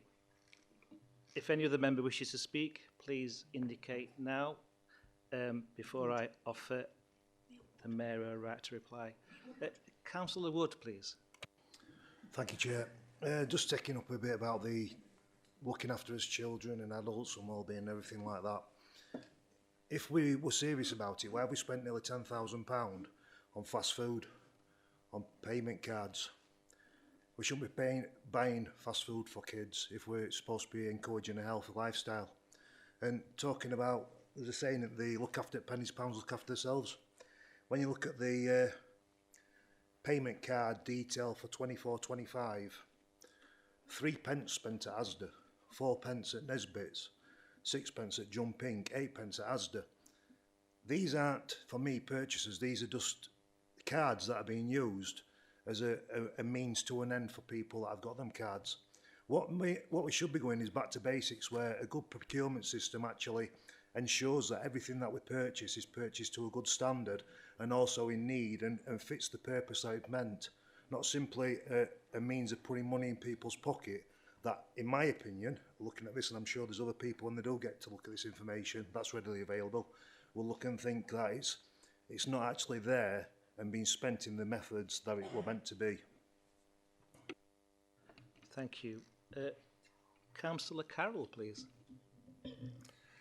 Yeah, thank you, Chair. Can the Mayor confirm the total additional revenue that is generated by the 4.99 council tax rise and state clearly what proportion funds new services versus covering existing pressures?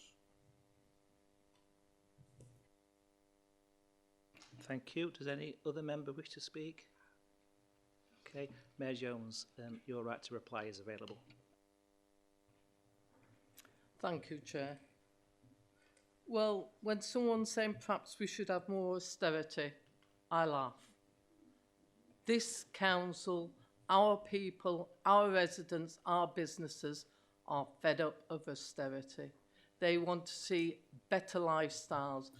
Therefore, we need to invest in economic development in order to give them the chance for well-paid jobs and growth within their communities. We spend monies on housing.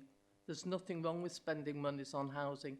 You talk about the monies that's being spent on pizza. That is a minuscule sum of money. And I'd be very wary to say that. I wonder if you have children, whether you say you cannot eat pizza at any time. It's a minuscule amount of monies. So therefore, but we will look at medium-term financial strategies and we'll continue to look at it because it is important. You cannot budget month on month. You set a whole year's budget which brings in what the council tax is. And that is the sum of monies. We actually monitor spending month on month in order to ensure that we are right.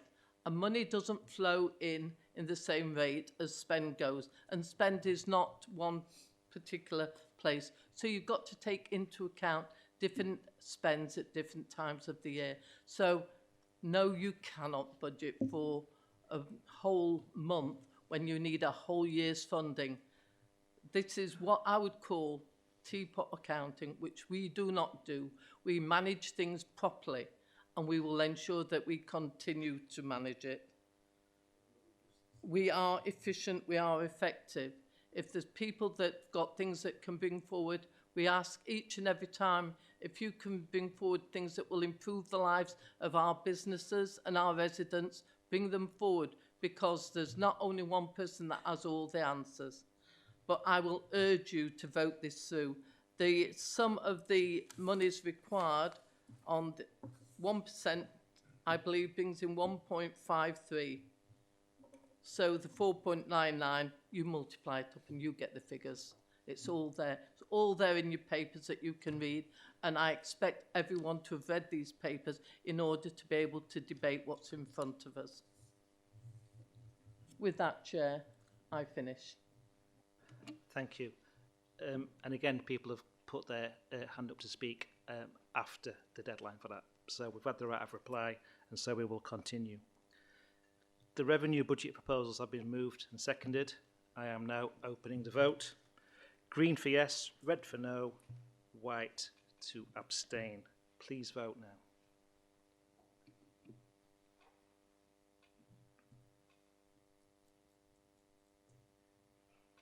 Okay, I think everybody's voted. So we'll close the vote. So we have 13 in favour, 0 abstentions and 39 against. The motion is lost, therefore, by the numbers I have just said. As the revenue budget has not been supported, I must now refer to any amendments to the Mayor's budget proposals that have been certified by the Chief Finance Officer prior to this meeting. I understand an amendment to the Mayor's budget has been received, and this was circulated to members on the 23rd of February. Does any member wish to propose this amendment? Councillor Ward.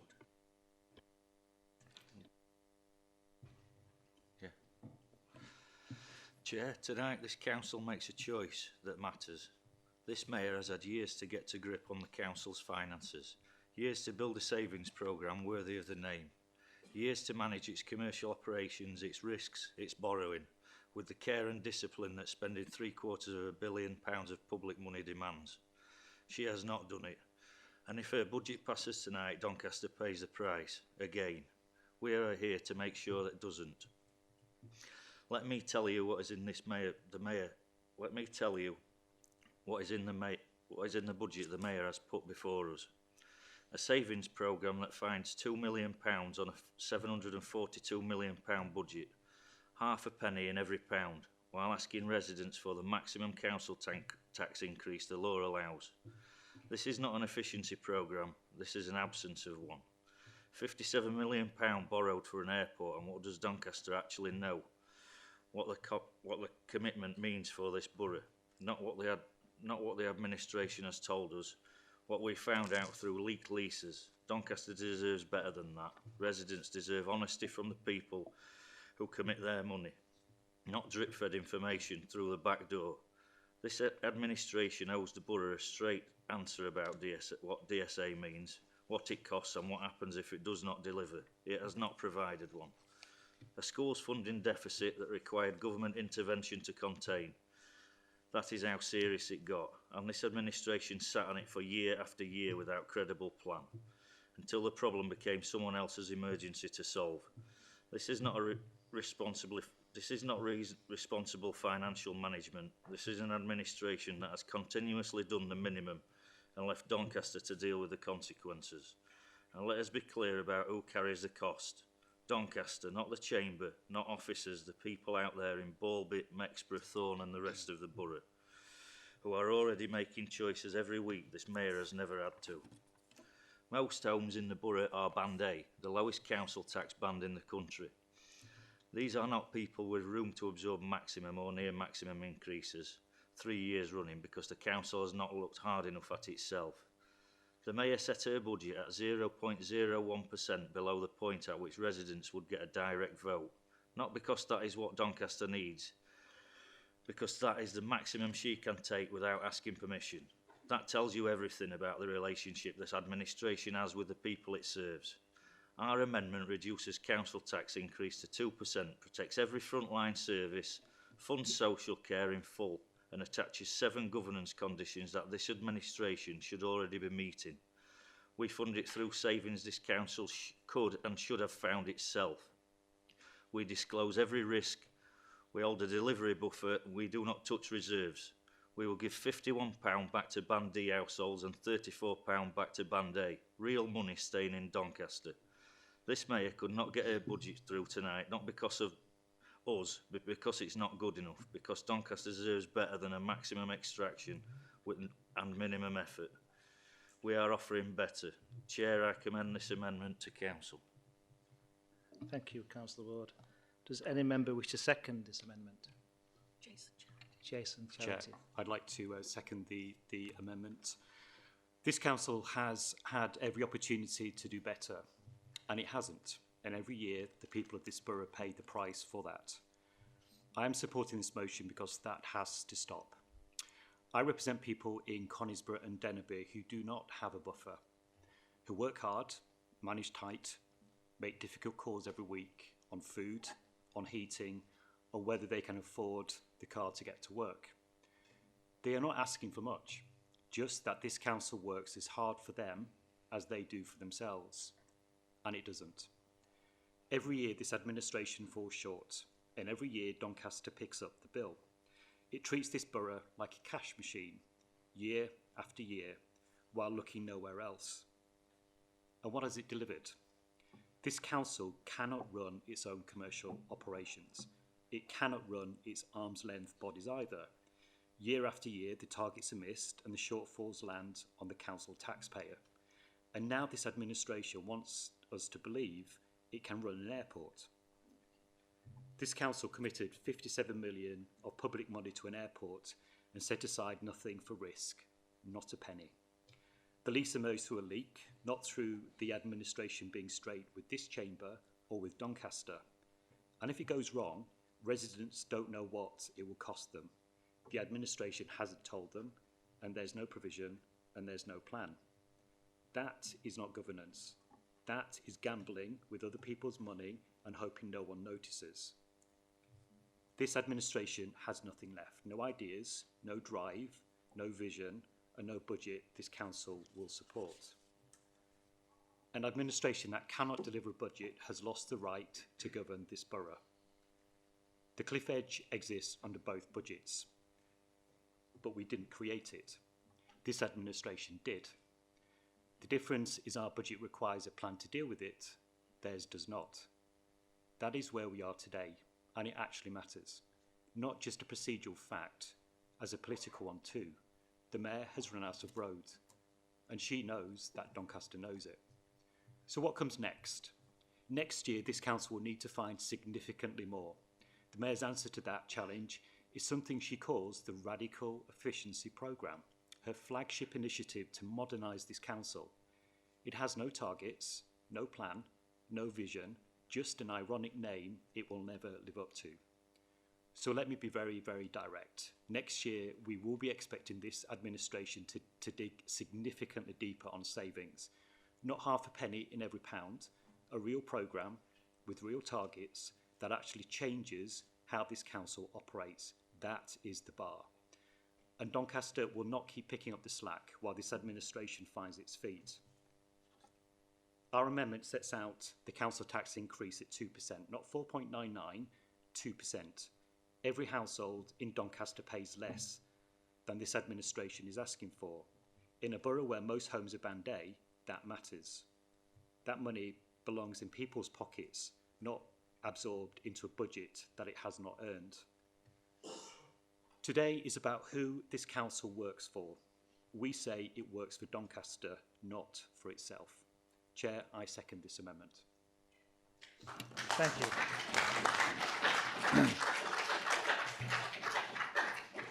Does any member wish to speak?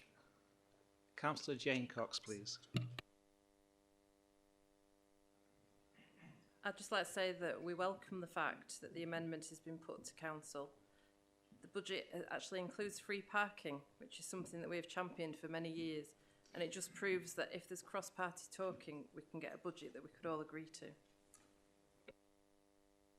Thank you, Councillor Cox. Councillor Jane Kidd, please. The Section 25 statement identifies a specific 3.4 million risk in relation to continuing healthcare contributions for children and young people. Reform proposed to cut the contingency by £1 million. Can the proposer confirm that the remaining £5 million contingency will be sufficient to absorb the 3.4 million CHC risk alongside any other identified pressures such as pay inflation? Thank you. Thank you. Councillor Bloor, please. I'd just like to say what a great budget this has been put forward, and I think anyone voting against this is voting against the people of Doncaster. Councillor Farmer, please. Thank you, Chair. I cannot support the Reform UK amendment. Whilst it appears tidy on paper, it relies on one-off deferrals, optimistic assumptions and high-risk savings. What would weaken our financial position, not strengthen it? First, the amendment removes 4.7 million of permanent council income tax at a time when every council in the country is facing intense pressures in children's and adult social care. To plug that gap, it leans heavily on temporary measures like delaying pay restoration costs, deferring planned investment and hoping for commercial income recovery that our own budget papers make clear is far from guaranteed. Second, the second amendment admits to it creates a structural deficit of more than £2 million per year and a cliff edge of £15 million by April 2029. There is no credible plan to close that gap, meaning significant cuts to services in future, considerable council tax increases or effective bankruptcy. Colleagues, our budget must be sustainable, not just technically balanced for 1 year. This amendment increases risks, pushes unavoidable costs into the future and undermines our financial resilience right when we need it the most. The Reform Budget amendments does not strengthen public services, close the minimum term funding gap or provide a sustainable alternative budget. Instead, it removes permanent income, depends heavily on one-offs and speculative recoveries, pushes unavoidable costs into the future and leaves the council with a structural deficit acknowledged by its own authors. Colleagues, a one-off balance position achieved through deferrals, optimistic income assumptions and cuts to our tax base is not sustainable financial strategy. It is a short-term sticky plaster that creates long-term problems. Our responsibility today is not just to pass a budget, it is to pass a responsible budget, one that protects services, safeguards our reserves and recognises the real pressures our communities face. For these reasons, I urge all members of this council to reject the Reform UK amendments and support the balanced, sustainable and reasonable budget of Mayor Jones. And I would also like to ask, the Section 25 statement confirms that the DSG scenarios have been provided. As requested by Reform in Scenario 3, the Council's share of the deficit, of the DSG deficit reaches over £36.5 million by March 2028. Under Reform's UK lower tax base and reduced contingency, how does the proposer intend to absorb that liability if government covers only 50% of that deficit? Thank you. Thank you, Councillor Farmer. Councillor James Church, please.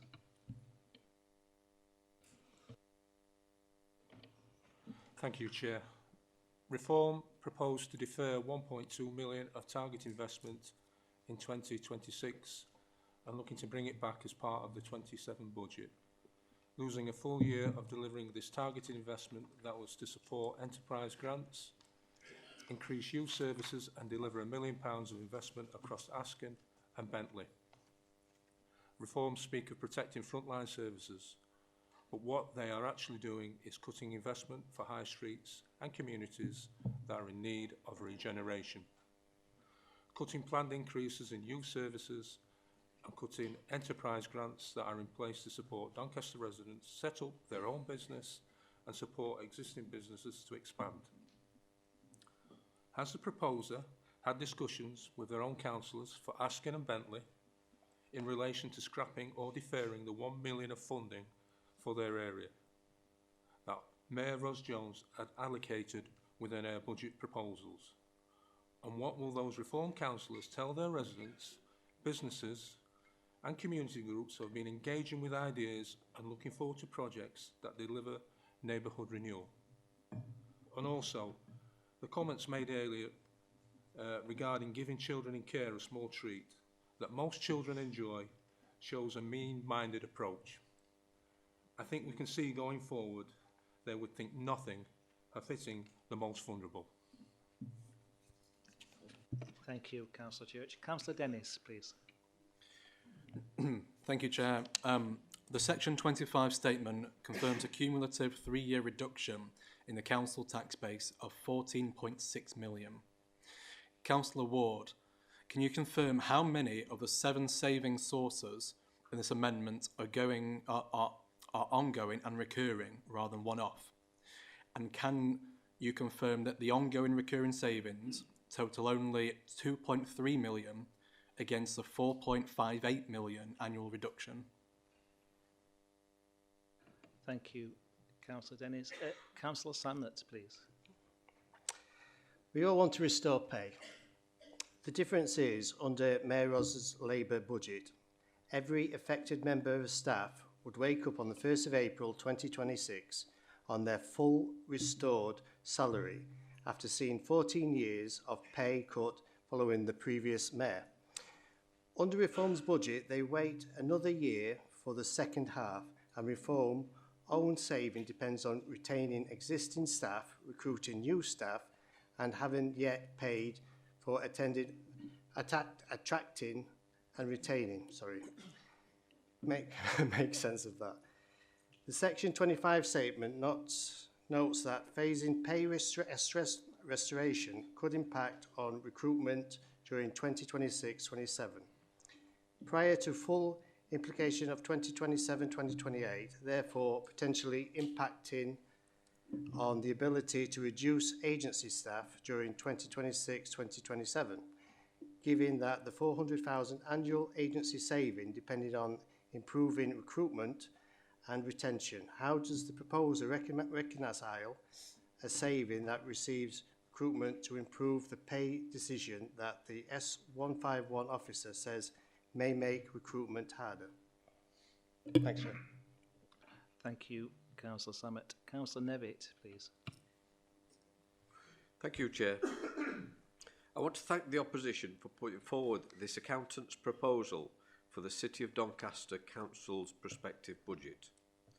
Whilst this set of figures seem on the face of it plausible, it carries a massive financial risk, as stated being medium to high risk. This council is not in the business of proposing medium or high risk to our residents. We are here to support our residents across the whole of Doncaster. This is what Mayor Ros Jones' budget does and protects forward over the next 3 years. There is now clarity from the Labour government for the next 3 years' budget, which is real. This opposition budget is a one-year rendition as per previous years of opposition government budgets. Most businesses and councils need clarity of the future for multiple years to plan properly. To remove the £1 million contingency for adults service does not follow the required spend for adults, and as projections are showing a further deterioration, this shows me lack of basic understanding of a council budget. This alternative, being unworkable, should be voted down. I will vote against it this medium-high risk alternative proposal. Thank you, Chair. Thank you, Councillor Nevitt. Councillor Jones, please. Glyn Jones, that is. Yes, thank you, Chair. Clearly this budget is not supported by Reform and Conservatives, who will make their decision to support a 2% budget proposed for this year as a one-off budget with a definite identified risk of a future Section 114 notice.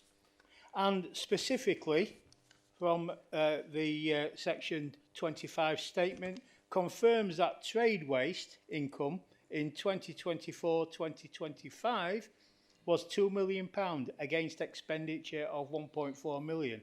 The service already generates a profit. The council has lost customers to competitors in a challenging and extremely competitive commercial market. Can the proposer identify which specific customers they intend to recover or which new commercial clients they intend to acquire and deliver the trade recovery targets that are within the documentation? Thank you, Chair. Thank you, Councillor Jones. Councillor Anderson, please. Thank you, Chair. The Section 151 officer has placed a Section 114 warning on formal record. This is unprecedented in Doncaster's recent budget history and must be front and centre in the minds of all councillors and the residents of Doncaster. Mayor Ross proposed a 3-year balanced budget. Reformer presented a budget balanced for 1 year. They broke the next 2, and their own budget documents confirm it. Paragraph 29 of the Reform UK motion acknowledges a recurring shortfall of 1.359 million in 27-28 with no identified savings source. The Section 151 officer states that if additional savings are not delivered, a Section 114 report may become necessary within this medium-term financial strategy period. Can the proposer confirm to the Chamber which specific services will be cut or where income will be increased in 27-28 to close that gap? Thank you, Chair. Thank you, Councillor Anderson. Councillor Rimmer, please. Thank you, Mr. Chair. This budget amendment is all about efficiency. We don't need more money, we want to work better. And I won't say it again, but I am going to do potholes. Do them once, do them properly. Secondly, I watched a road being relaid, and then next day, team came up white lining, blocked the road, and traffic decided to go over a large grassed area. So that's made an extra job. Austerity. The Mayor and every member of the Cabinet has mentioned 14 years of austerity today. What about 18 months of killing business, growing unemployment, exploding welfare bill? Answer that. Thank you. Thank you. Councillor Barnett, please. Sorry, you probably didn't hear that. Councillor Barnett, please. Thank you, Chair. Let's be clear. The people of Doncaster have seen good money thrown after bad for more than a decade. If we're talking about frontline services, we need to be talking about what Councillor Rimmer's just brought up, which is efficiency. There's absolutely no way that we can sit here as councillors and not acknowledge the fact that there are things like potholes that are being repaired 4 and 5 times in very short duration. None of us can argue that when we walk into Doncaster Royal Infirmary, that the condition of that hospital is noteworthy. There are many things in Doncaster that are not being run efficiently, and that's where the savings are. Thank you, Councillor Barnett. Councillor Guest, please. Yes, thank you, Chair. The Section 25 statement says the £6 million contingency increase was justified by increasing and difficult to predict social care costs. Reform UK's motion says the uplift is unjustified because no quantified risk model was published. Given that the Section 151 officer has published a detailed risk register in Appendix H of your paperwork, which the motion references in arguing the £5 million level is adequate, can the proposer explain which risks in Appendix H they consider not to require contingency funding? Thank you, Chair. Thank you. Councillor Cobby, please. Thank you, Chair. Just pick up a couple of points before my initial question. The hospital doesn't come from the council budget, just to make that aware. And also you talk about potholes, but you've just mentioned previous conversation that you want to get rid of 5 million or something like that. So I don't know how you'd fund that on this budget. Anyways, on the city centre parking, I'd like to state that I am not opposed to some sort of free offer of parking, as long as it is affordable and does not put this council in financial difficulty.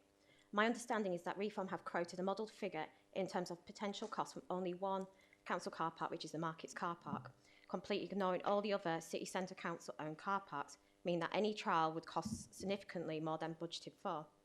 The Reform UK motion references Stockton-on-Tees' first hour free scheme as evidence that parking cost is a barrier to town centre visits. Stockton is a town centre with materially different footfall patterns and parking infrastructure than Doncaster, and I know this because I grew up in Stockton and I recently was visiting my grandmother's funeral.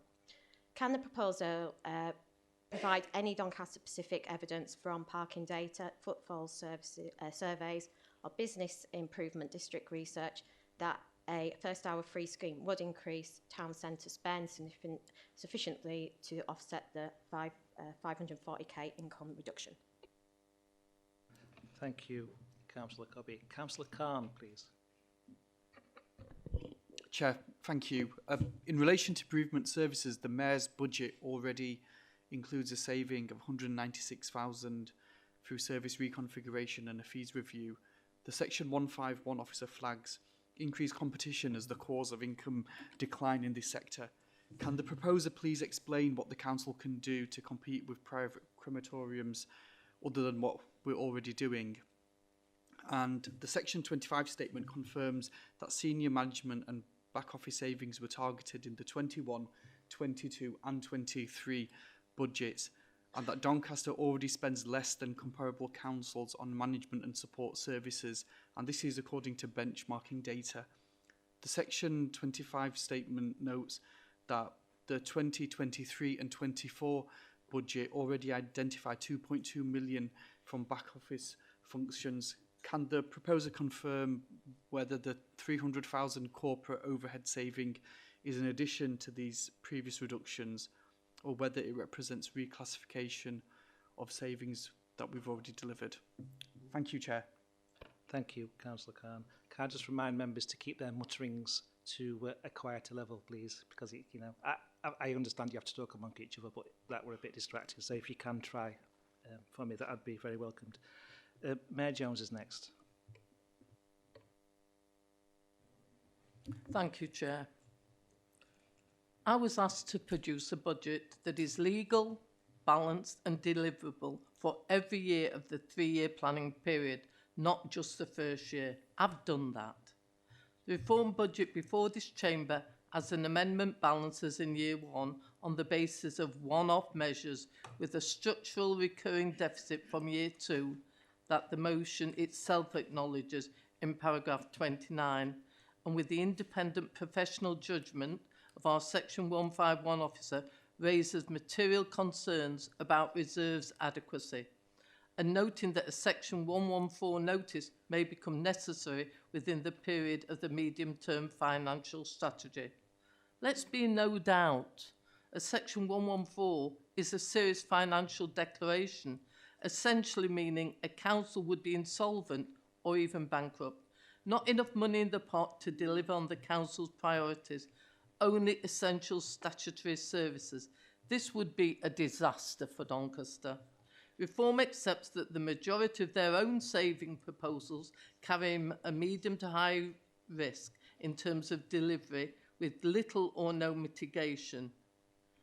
Reform's budget is tinkering around the edges. The only reason they can do this is because this council, under my leadership, has and is being well run financially. Let's look at option 1. On one hand, they talk about a trial for 1 hour free parking in the city centre, with the financial envelope only taking into consideration the market's car park, which is already regularly incredibly busy. On the other hand, they talk about increasing income from fees and charges by more than inflation, again without stating which fees and charges they want to increase. Are they wanting to increase car park charges outside of the 1 hour trial? Are they wanting to increase bereavement or trade wage charges within an already difficult and competitive commercial environment?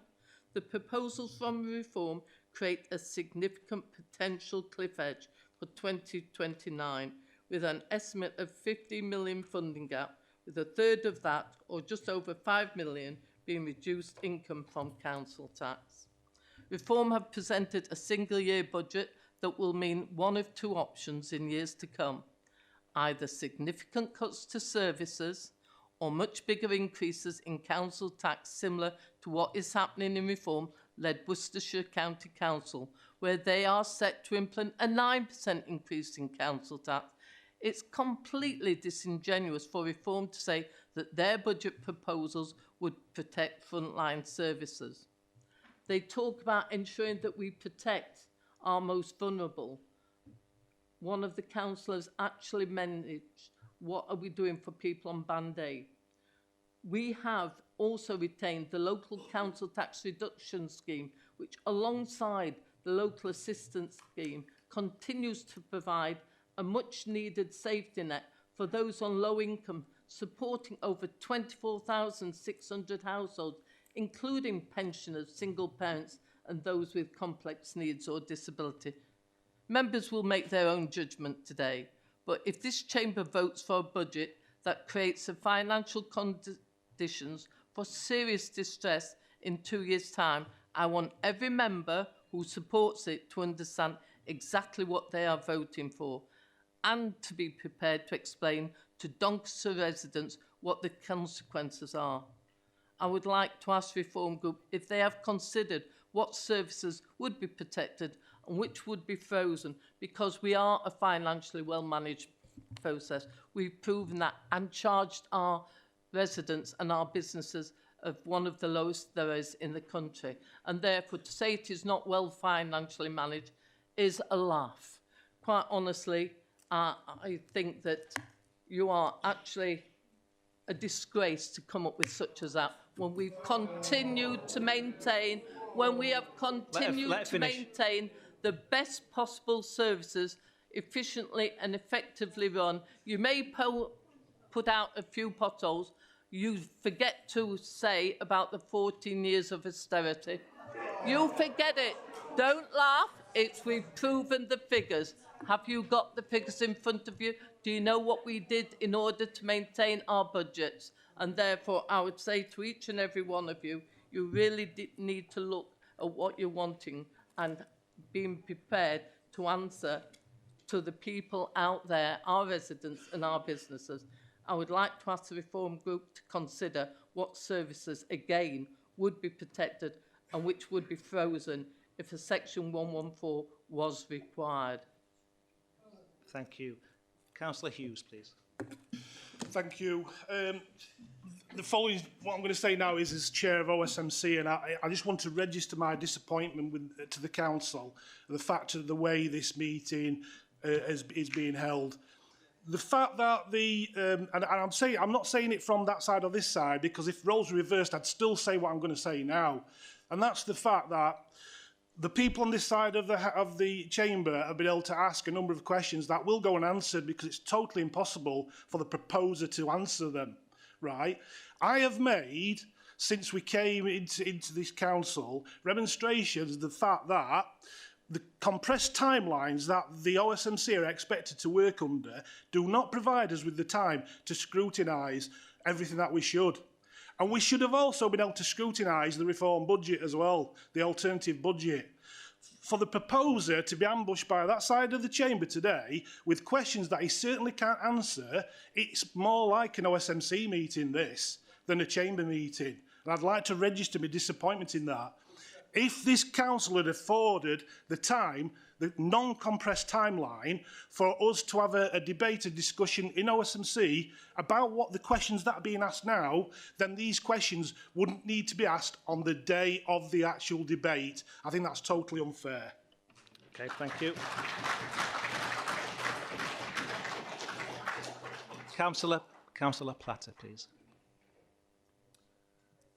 Thank you, Chair. We've heard from the Labour Party, I can't get the exact words, but they're not in the business of making high-risk decisions. So why, Chair, why are they throwing millions at an airport that might not open? Thank you.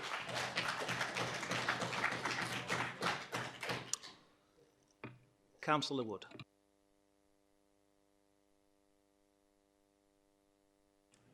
Thank you, Chair. Just talk about parking to start with. I notice that every year in December, parking's free in Marketplace, from when market shuts till you go home, which is a bit of a lost cause, because one of the reasons you have free parking is to encourage people to go to a market, not to encourage them to go when market shut, but that besides the point. When we say where's the service reduction going to be? Who said about reducing service? Why not look at why aren't we having more acts at Cast and Dome? Ones that are not necessarily DEI, yeah, ones that are still part of culture, but not everybody's culture. It don't mean that we can't all still go and enjoy ourselves on different occasions in different cultures. Why are we all limited to the woke culture? And we've got DEI, but if DEI is so special, why are we not actually using it correctly? We'll look at people that we actually employ, and you could question whether DEI is actually being used as a tool to identify that we get the right staff in place. I think back to my dad when he were alive. He must have been a bit of a, how can I put it? He must have had vision, because when I was a kid, I can always remember him telling me the story about little Red Riding Ros, or Red Ros as he used to call her. She used to love counting. She counted beans all the time. She counted them so much that she got herself a market. And she counted beans on market, she sold beans on market, she did all sorts of things on beans with market, but she got sick at market and gave away to somebody else. And they took over at market, and when we had COVID, they were struggling to keep on it, but she says, no, you're keeping that market, I'll even give some more beans for you to look after it. I've got bigger visions, and the bigger visions are, I need an airport. I've never ever had an airport in my life, and I think this is my opportunity. Anyway, cutting a long story short, I can't remember how it went, but I can always remember his final words were, the reform wolf ate it all up. And that's what's happened today. The reform wolf's bitter. And I'm afraid, Ros, you've had lots and lots of opportunities to be able to take on board what reform are trying to do. We need to work together for Doncaster. It's not about us and you, it's about we. And if we work together, I'm sure we get a lot more success in Doncaster. But unfortunately, it's been seen on several occasions, and probably the airport's the latest one, that not everybody's willing to work as one. It's us and them. And I'll say it again, about 3-4 months ago, I asked a question, what would happen if we missed the deadline on the airport by 1 month? How much would it cost us? And I weren't given an answer. I asked that question a second time, and the same person who I asked it of said, that's a good question, that I've heard that before. They'd heard it from me 6 weeks prior. I repeated myself in November last year when we looked at the £57 million that were required.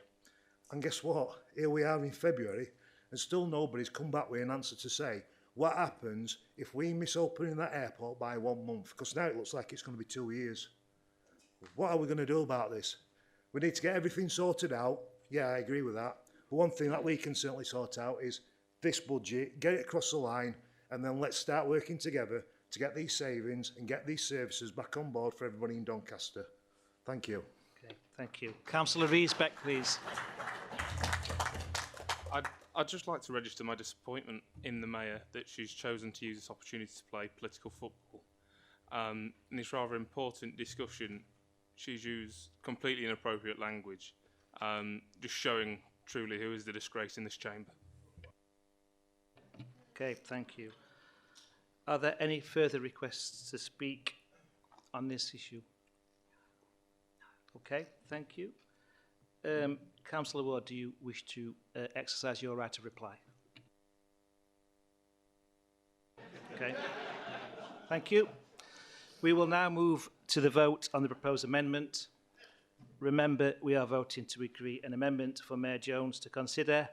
If supported, this vote does not amend the budget proposal at this point. Green for yes to support the amendment, no to disagree with the amendment, and white to abstain.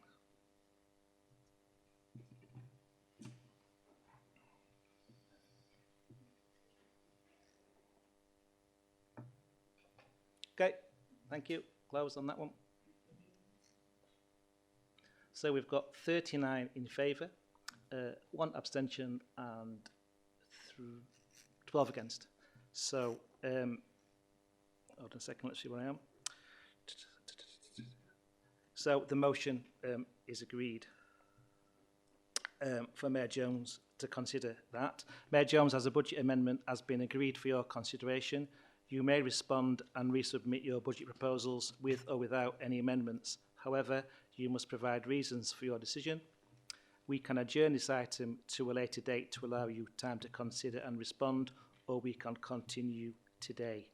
How do you wish to proceed? Chair, we will have an adjournment, please. Ask for 30-minute adjournment. I agree. Does everybody agree for a 30-minute adjournment? Yeah. Thank you.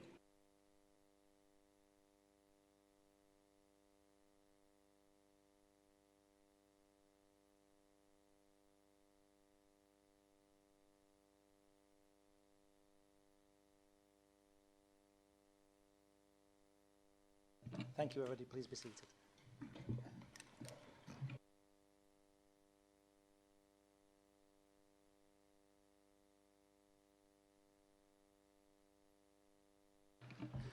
Thank you for your timely response to the adjournment and the 30 minutes. Mayor Jones, do you wish to inform Council of your response to the revenue budget amendments?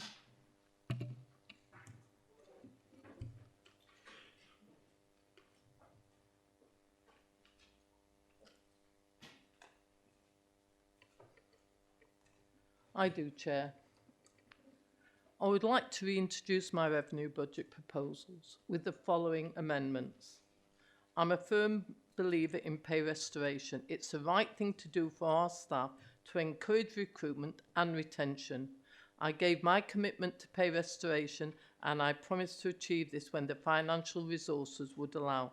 After over 14 years of austerity, this has been incredibly difficult. The better settlement and increased funding from this Labour government means that we can now deliver pay restoration. The residents and businesses of Doncaster want quality public services. For that, we need to pay our staff fairly. Of course, I want to see agency spend reduced, but this can only be achieved if we address pay restoration in full in order to tackle recruitment and retention challenges. I accept the reform proposal to optimise fees and charges income, including benchmarking against neighbouring authorities, which will mean increases above the rate of inflation to increase income. I will carry out the 1 hour free parking trial as per the reform proposal. These proposals would be in addition to my full year, 3-year revenue budget that delivers certainty of funding for the medium term and reduces the risk of potential bankruptcy, whilst also protecting council services, especially during the challenging and volatile pressures being faced by adults and children's services. The choice before all councillors now is either to support my robust 3-year budget or to risk cuts to vital services and potential bankruptcy. Thank you. Thank you, Mayor Ross. Does a member of the Executive wish to second the proposal? Thank you. Does any member wish to speak on this matter?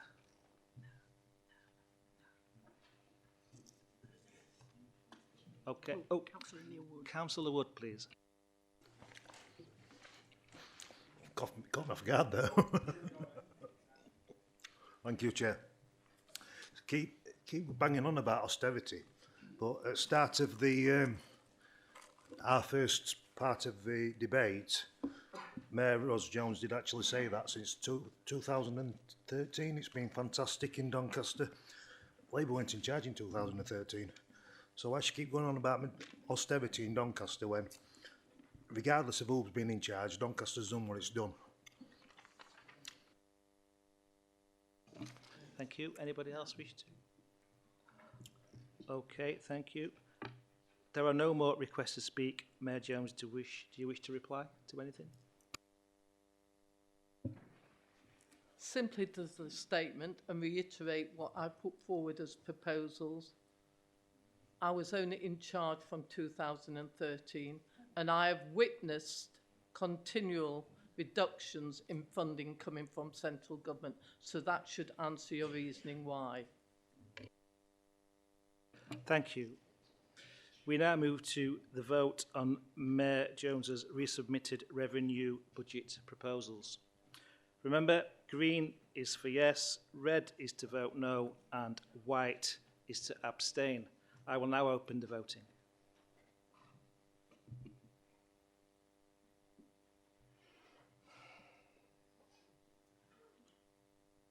Okay, thank you. I think everybody's voted, so we'll close the vote.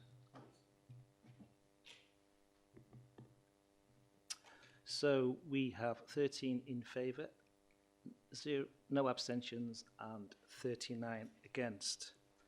So the amendment is not agreed.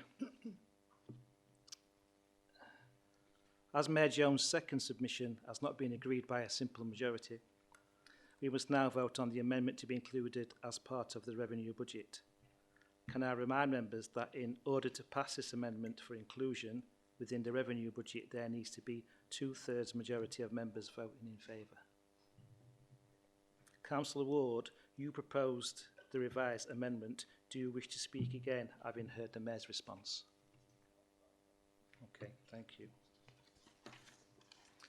Do we have a seconder for the amendment? Councillor Charity, please.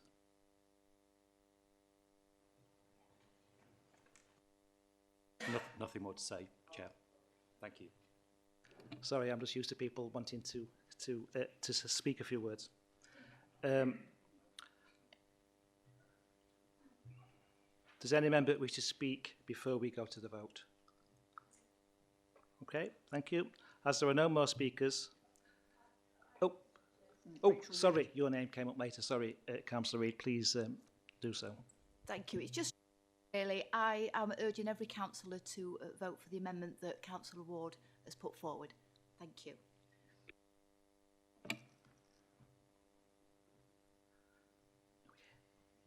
Thank you. We will now move to the vote. Please remember that we are voting on including the amendment as an adjustment to the Mayor's proposed revenue budget, and this will only be carried if there is a 2/3 majority voting in favour of the amendment. Remember, it's green button to vote yes, red button to vote no, and white button to abstain. So I will now open the voting.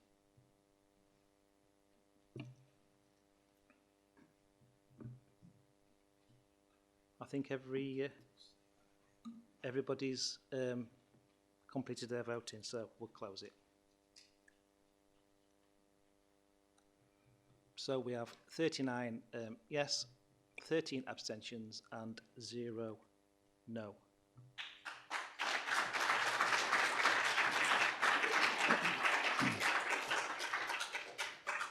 I therefore declare the revenue budget recommendations detailed in the report as adjusted by the budget amendment agreed at this meeting are approved.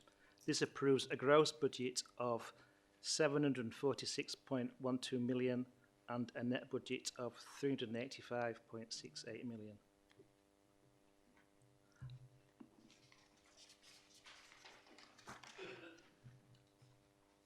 Moving on to item 12. Council tax setting and statutory. Okay. So what, as there's been a change we now need to revisit, and so there's some papers ready to come round.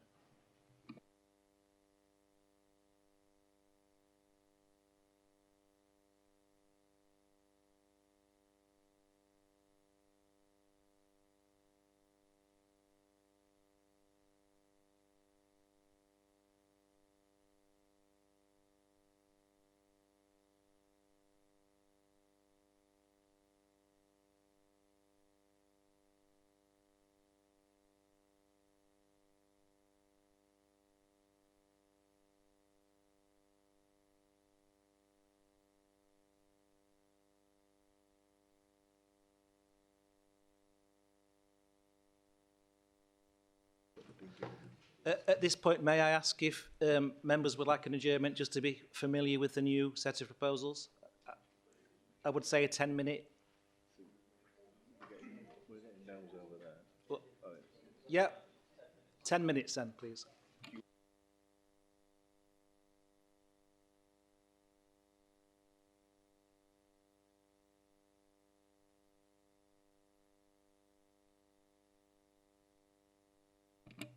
Almost forgot my microphone. Thank you, everybody. Be seated.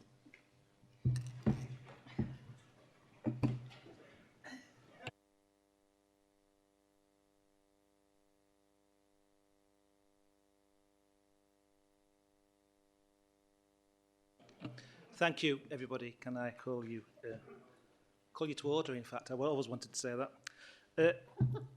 Can I invite the Mayor to introduce the item? Is that right?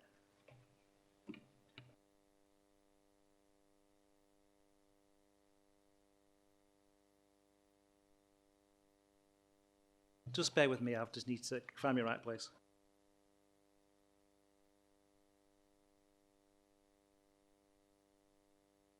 Yes, it's item 12, council tax setting and statutory resolutions. And due to item 11 changing, we've had a new paper to enable us to work through this with this item. So item 12, council tax setting and statutory resolutions. Can I invite the Mayor to introduce this item?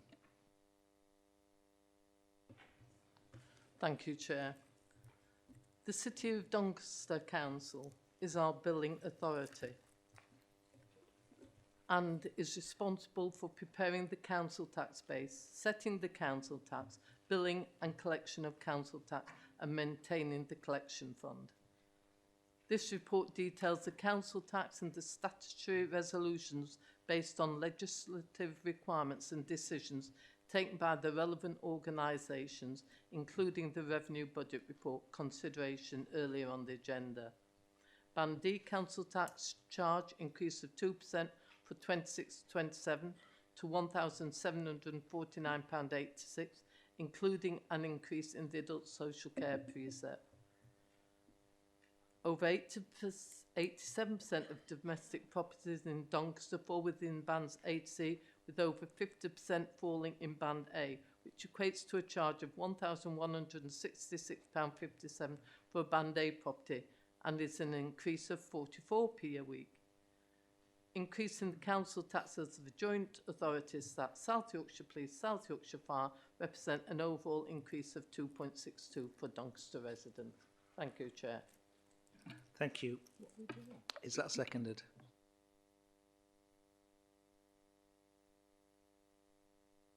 Thank you.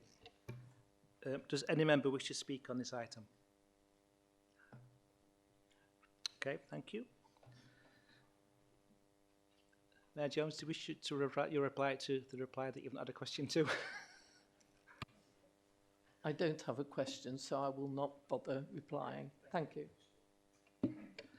It has been moved and seconded to note the council tax for 2026-27 as agreed in the revenue budget and approve the council taxes of the joint authorities and to pass the appropriate statutory resolutions. We shall now move to the vote. As always, green for yes, red for no, and white to abstain. I am now opening the vote.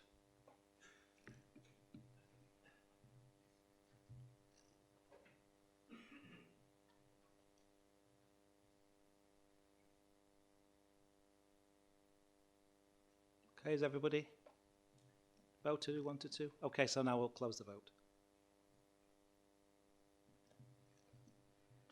So we have 36 in favour, 13 abstentions and 3 against.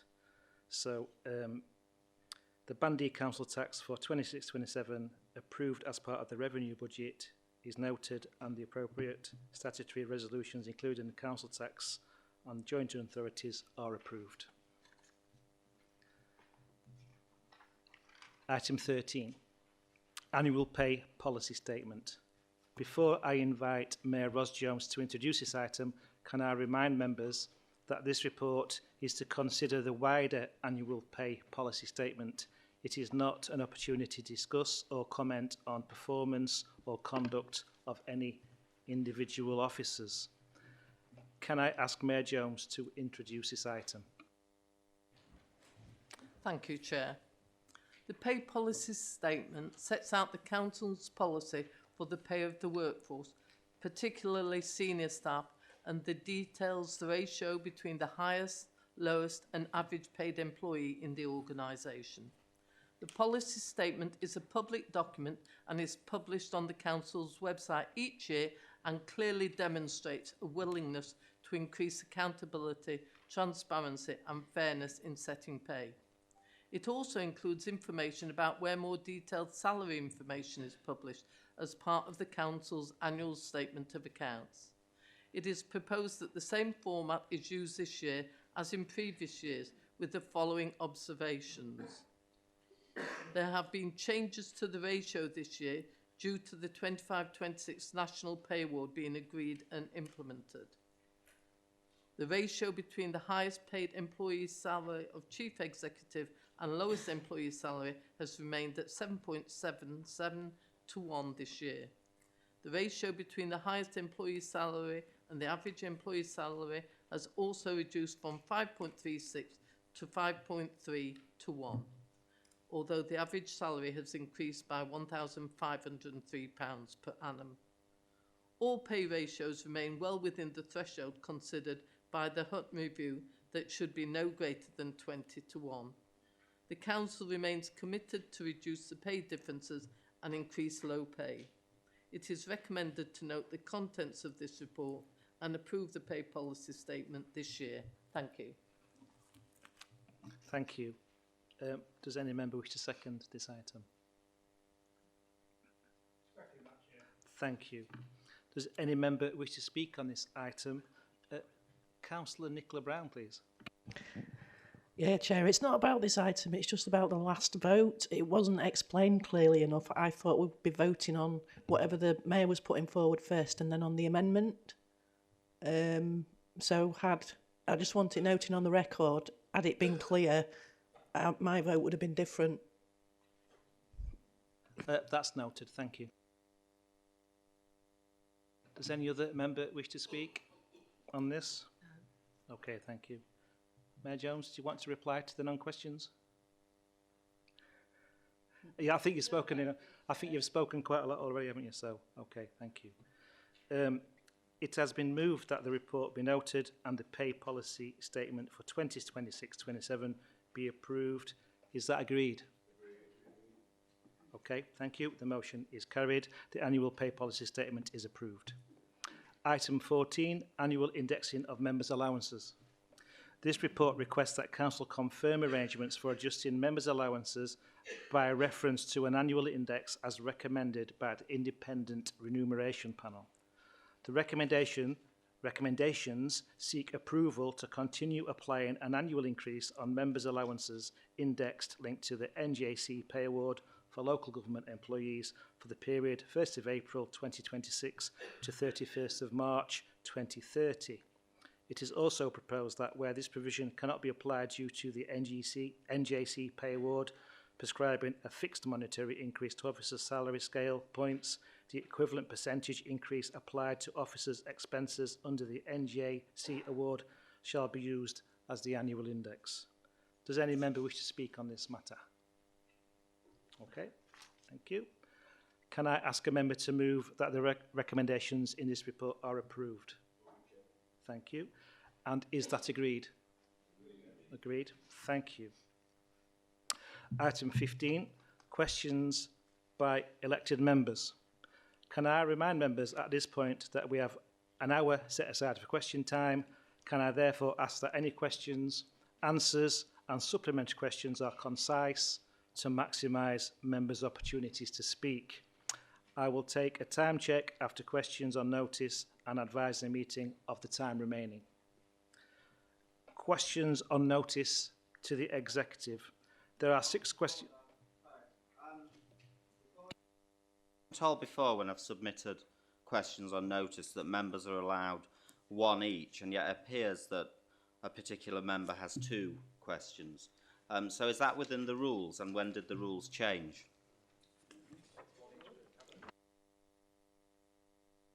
I will just thank you for that point of order. I will ask Scott to inform us. Thank you. Councillor Allen, it's 1 question each per member, per person they're asking the question to. So you can ask 1 to Ros, 1 to Glyn, 1 to James, etc. That's the proceeding.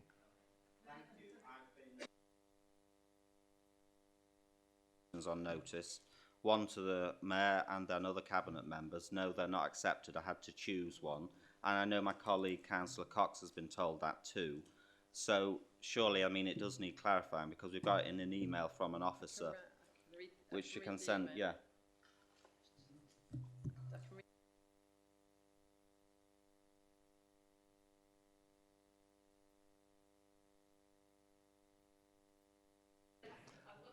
I'm not sure this is really... I understand what you're saying, and that's been acknowledged, hasn't it? Okay. Just don't name the person, please. Member shall give notice of more than 1 question for any meeting of the council. So I had to choose between 2 questions at that point.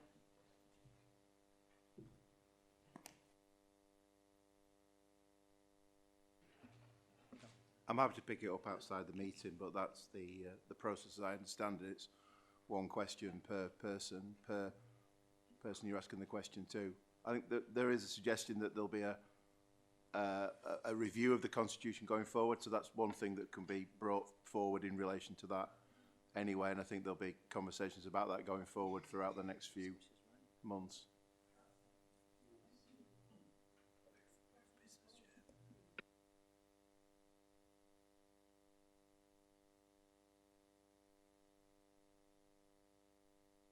Okay.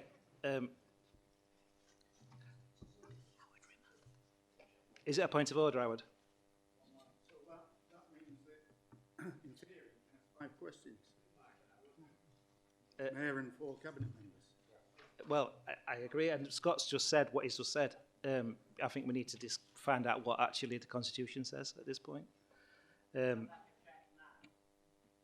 Scott's having a quick look now.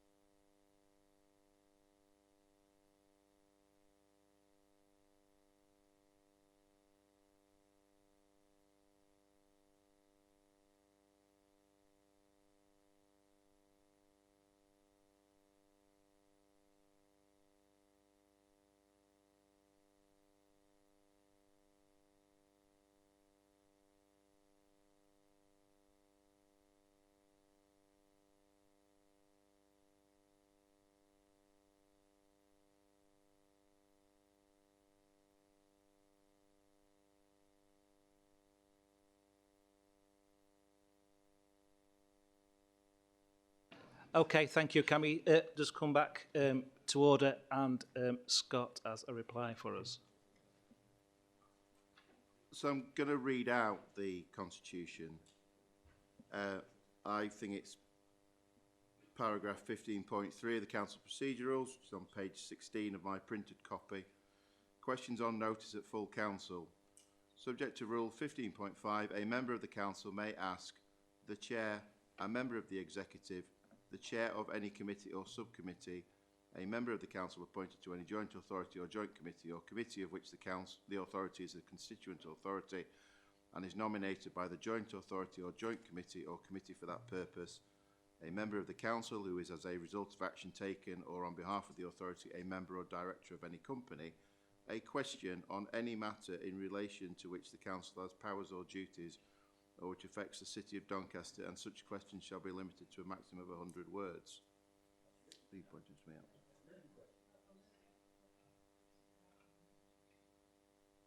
That's off-notice questions. On-notice questions are different and they're treated differently. You get one, whereas this member has two. So on-notice you can only ask one. Off-notice, yes, I could ask each every one of the candidates, as I often do, or we all do. It's the off.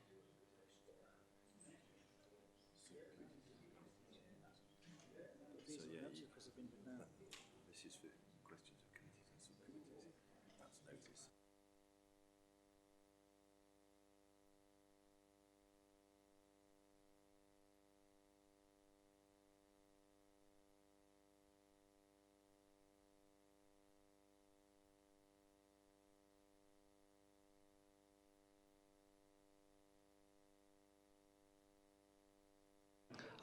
Okay, thank you.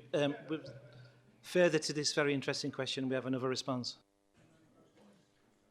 I think it's still dealt with in 15.3, Councillor Allen. I think 15.5 is in relation to questions on notice at committees and subcommittees, whereas this is questions on notice at full council. As I said earlier, I think there is to be a review of some of the council procedure rules. I don't think it's the best written piece of thing I've ever seen in my life. I think it is possibly open to interpretation. There are clearly several different interpretations available at the moment. I think there are two questions that have gone onto the agenda. They should both be answered today, and we can review this and look forward going forward.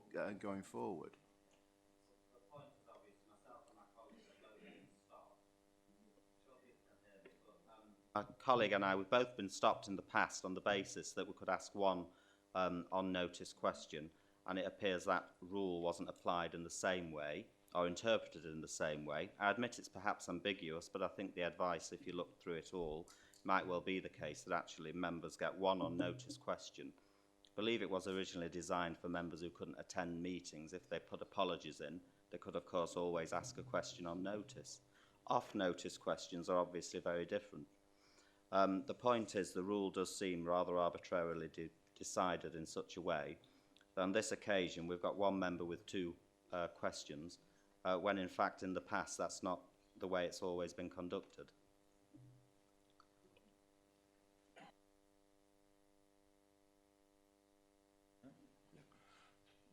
I mean, if there has been an error in the past, I can only apologise on behalf of anyone that's given that advice, whether that be me or whether that be somebody else. It wouldn't have been done unfairly, I can assure you. As I say, it's not the worst, it's not the best written piece of wording. There is discussion of a potential review, and that's one of the things that we can perhaps look to tidy up. And again, for future conversation, but I think ideally constitutional review should be considered through EDSC, of which you're a member, and there'll be an opportunity to propose different views around that. I mean, clearly, you've expressed a view as to why questions on notice used to happen. Questions on notice are used slightly differently these days, and some of the rules in the Constitution are around time management of meetings. That's perhaps something that needs considering as well. So I think those things are to come, but that withstood, on the published agenda are two questions from one councillor.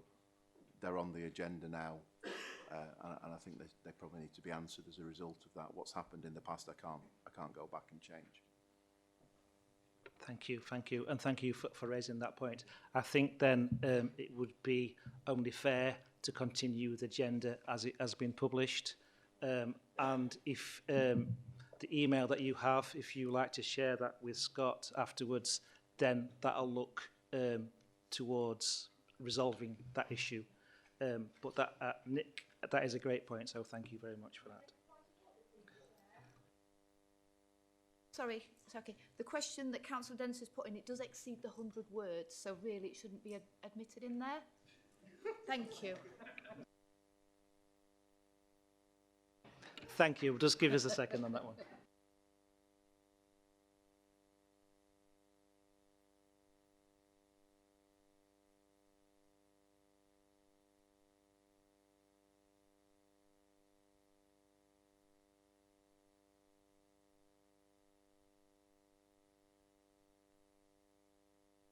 Okay, thank you. Thank you for pointing that out. As previously shared, this can be moved going forward to the next meeting to make sure things are accurate. I propose that we stay with the agenda as it is. It's been published. These issues have not been raised before the meeting, and of course one of the prerequisites is that people read the minutes beforehand. So, and that's not been brought up before. So I just recommend that everything's noted and we just carry on with the agenda. But thank you for those. Right. Oh. Can I just... Councillor Allen...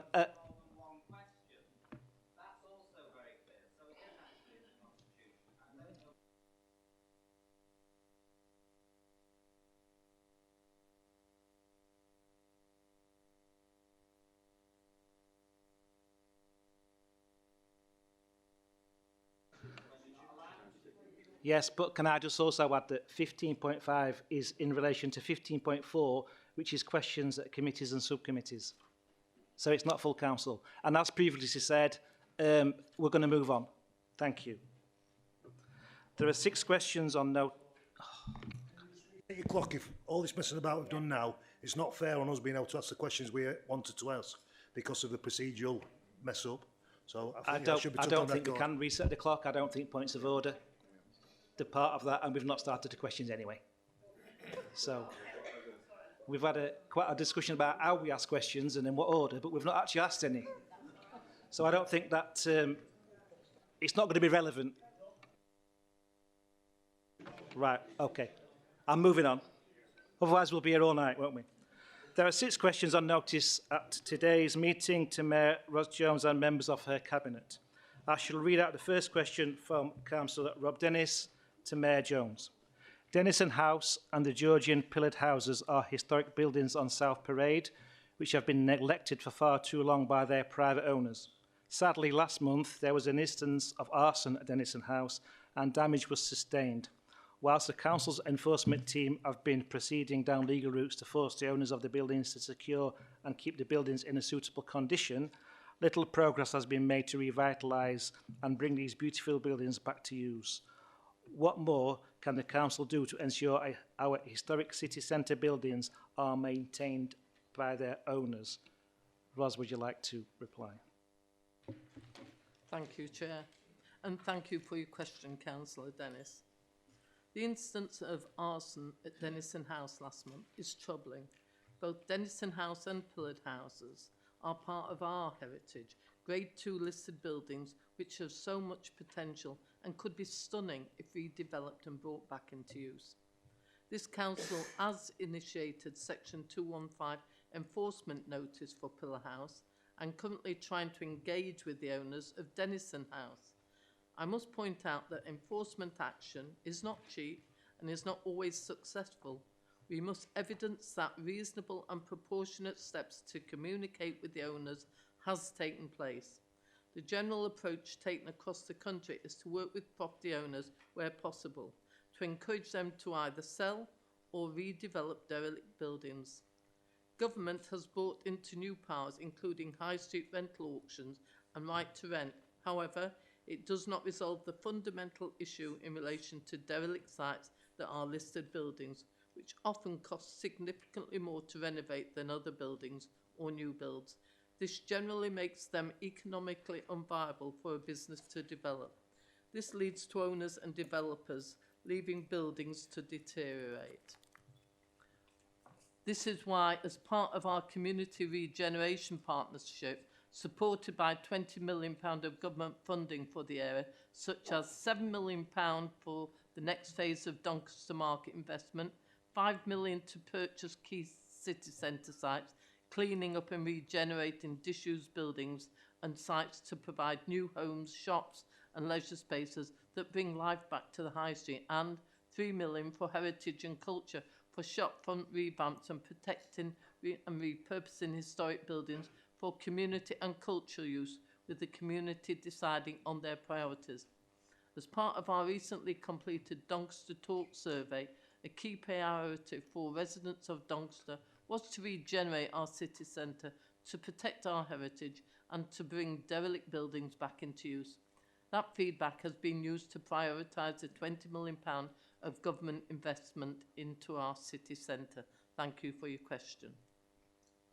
Thank you, Mayor Jones. Councillor Dennis, would you like to ask a supplementary question?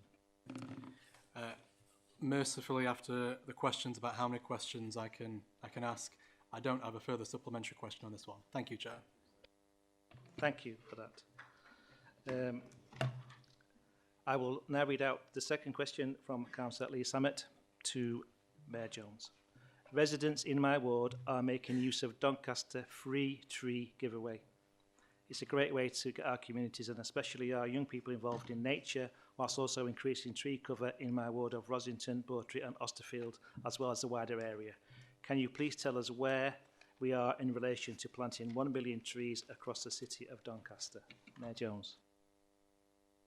So far, we have seen over 411,000 trees planted and over 247,000 tree seeds planted, meaning we are well into our target of 1 million trees planted across Doncaster by 2031.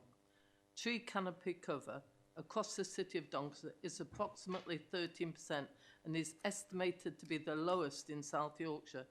That is why I committed to the Million Tree Challenge in 2021 to increase canopy cover to 17% by 2031. Trees bring other benefits to our communities, including helping to tackle climate change, cooling our streets, absorbing carbon dioxide, releasing oxygen, providing habitats and improving biodiversity, and also improving the visual appearance of the streets and neighbourhoods. Free tree giveaways are great ways to get our residents and young people involved and giving them ownership in delivering the city and tree cover of the future. Children and young people today will see the trees grow over their lifetime. Tree planting sessions allow delivery between November and March each year. To have secured over 1 million of external funding and planted over 411,000 trees and 247,000 seeds so far is remarkable. This is a huge asset to Doncaster, which we must care and maintain in the early years in order to give our new trees the best chance of survival. A range of activity is still underway on council-owned land and the wider public estate before the end of March. A further 3 tiny forests are planned along with Children's Future Forest, and planting of 6,000 trees at Bullcroft Pit Top will help site recovery from the 2022 wildfires. Thank you for your question and your continued involvement in our Million Tree Challenge. Thank you, Chair. Thank you. Councillor Samet, would you like to ask a supplementary question? Thanks, Chair. Would it be feasible to include fruit trees or fruit bushes in the free tree giveaways? The initiative could promote healthy eating and motivate residents to cultivate more of their own food, thereby saving money and enhancing their mental and physical well-being. Thank you. Mayor Jones. Thank you.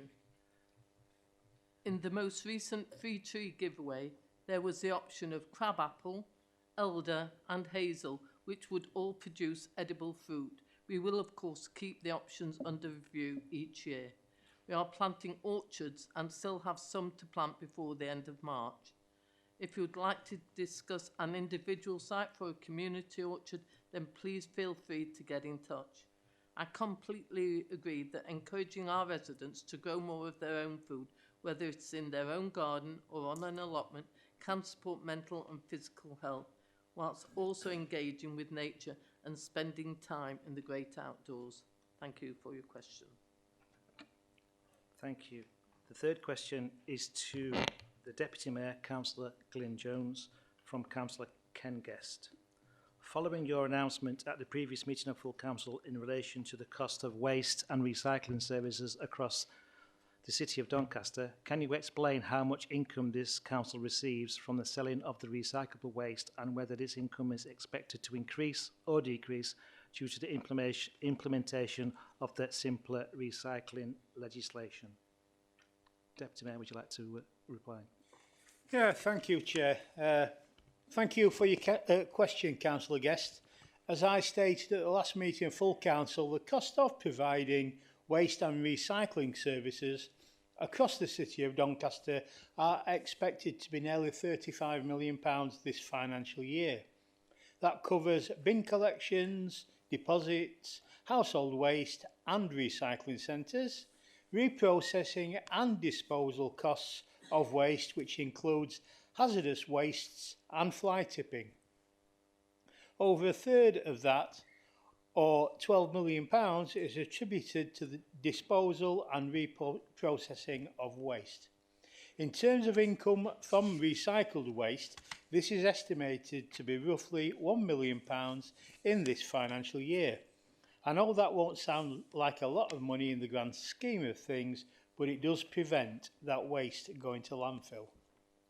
Simpler recycling legislation was introduced in 2023 by the previous government, which came into force for businesses last year and is set to be rolled out for households in the new financial year.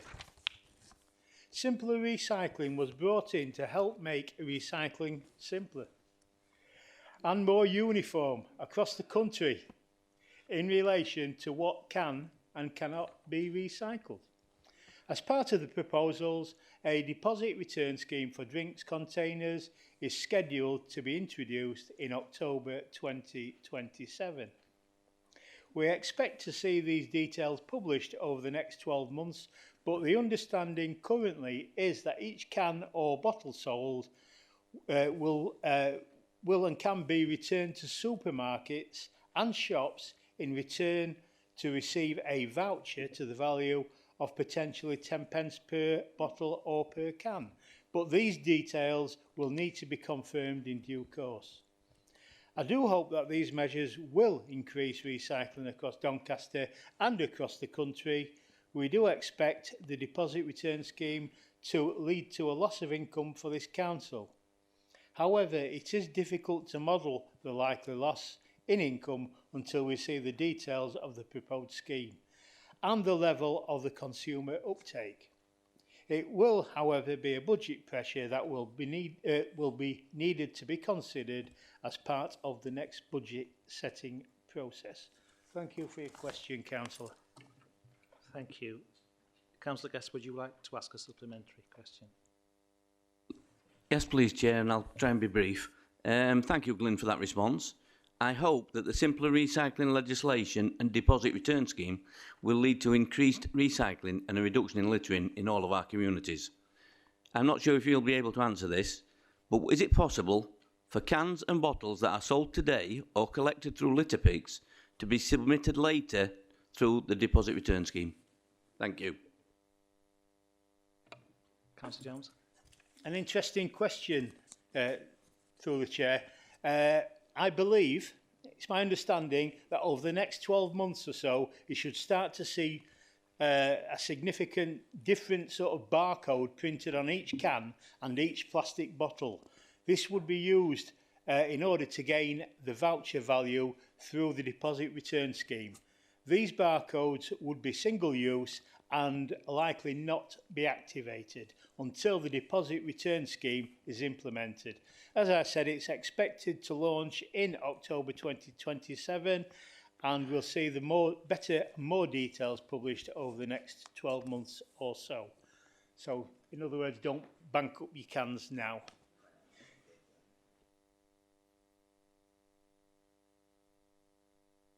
Yeah. I'm just conscious of time, and at 5:40 we hit the hour mark. 3 hour mark, sorry. And so I'm going to propose that we don't have supplementaries now and on questions without notice to enable more people to speak. Is that okay? and at the 20 to 6 deadline threshold, I propose that we stay for another hour. Do people think that's fair? And then after that, then anything else outstanding gets carried on. Right, thank you for that. The next question is to Councillor Sue Farmer, Cabinet Member for Children, Young People and Families, from Councillor Bob Anderson. In relation to the recent government announcement on dedicated schools grant, where government will fund 90% of the DSG deficit based on Q2 finance and performance for this financial year, the total DSG deficit is expected to be nearly £117 million by the end of March 2028. Will the council be able to afford the 10% or the £11.7 million? Councillor Farmer, would you like to respond? Thank you, Chair, and thank you for your question, Councillor Anderson. Let's be clear, absolutely clear, this government's decision to fund 90% of the DSG deficit at March 2026 is not a generous gift. It is a long overdue admission of a national crisis that councils have been warning about for years. Across the country, high needs deficits have spiralled. It is estimated that the national deficit will be around $5 billion by the end of this financial year. And before the recent announcement, the government threatened the viability of many councils across the country.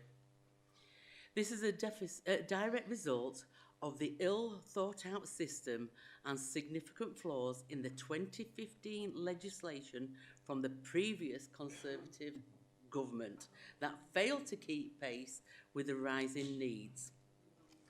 Earlier, this Labour government announced that the government will commit to funding 90% of the dedicated grant high needs block deficit, which is estimated to be nearly £57 million by the end of March 2026. This relieves the financial risk exposure being carried by the council when the statutory override is expected to end in March 2028. It will, however, mean that this council is liable for 10% or roughly 5.7 million of the DSG deficit by the end of March 2026. There is also over £60 million deficit that is expected over the next 2 financial years. Government has stated that they will provide more funding for these 2 financial years that is appropriate and proportionate, though it will not be unlimited. From April 2028, SEND spending will be covered within the government's departmental expenditure limits budget, so local authorities will not be expected to fund future SEND costs from general funds from April 2028.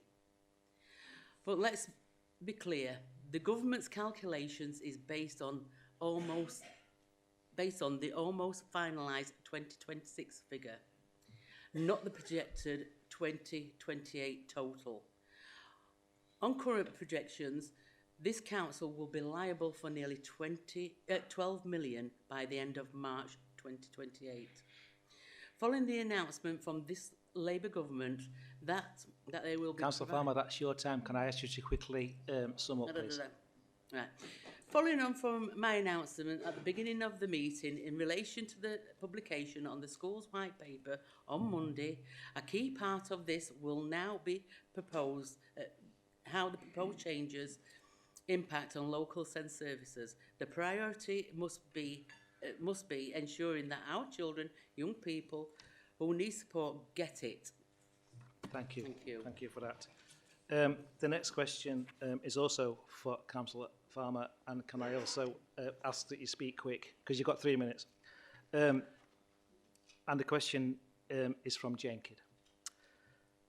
City of Doncaster Council is a Level 2 certified disability confident employer committed to removing employment barriers for disabled people and those with long-term health conditions. Are we moving towards becoming a Level 3 certified disability confident employer. Councillor Farmer. Thank you, Chair, and thank you for your question, Councillor Kidd, for raising this important question. As a Labour-led authority, our commitment to fairness, inclusion and opportunity for all is central to everything we do. That includes ensuring disabled people and those with long-term health conditions are not just welcomed into our workforce, but are actively supported to thrive. We are currently a Level 2 disability confident employer, a status confirmed in the Council's own inclusive employer commitments. This recognises the work we are already doing to remove barriers and promote inclusive recruitment. While we have not yet formally initiated the process towards Level 3 accreditation, we have taken numerous practical steps that demonstrate real leadership in disability inclusion, steps fully aligned with what Level 3 expects from an exemplar employer. We always strive to improve things, and we aspire to be a Level 3. The registration lasts for 3 years, so when we come to do our renewal, we'll be looking at going for Level 3, which will be in 2028. We know the national scheme is currently being strengthened. Recent changes set out the expectation that organisations must show continuous improvement, accountability and meaningful action, not just compliance. This aligns with this council in delivering higher ambition and stronger protection for disabled people in employment. That is why, as a Labour administration, our priority is to strengthen the work already underway, embed the legislative changes into our future planning, ensure that we do progress to Level 3. It is based on real, measurable impact. So yes, we are committed to moving towards Level 3 disability confident leader status, but we will take this step deliberately and credibly, ensuring that our actions, not just our aspirations, meet the higher bar that disabled staff and residents rightly deserve. We will continue to lead with Labour's values at the forefront: fairness, equality, dignity, and the belief that public services should create opportunities for every member of our community. Thank you. Thank you, Councillor Farmer, and thank you for being within the limits. The final question is to Councillor James Church, Cabinet Member for Neighbourhoods, Planning, Public Health, and it's from Councillor Dennis. Men's mental health is a subject close to my heart. The POD initiative holds free sessions for men to meet, walk, play sport, or join quiz nights.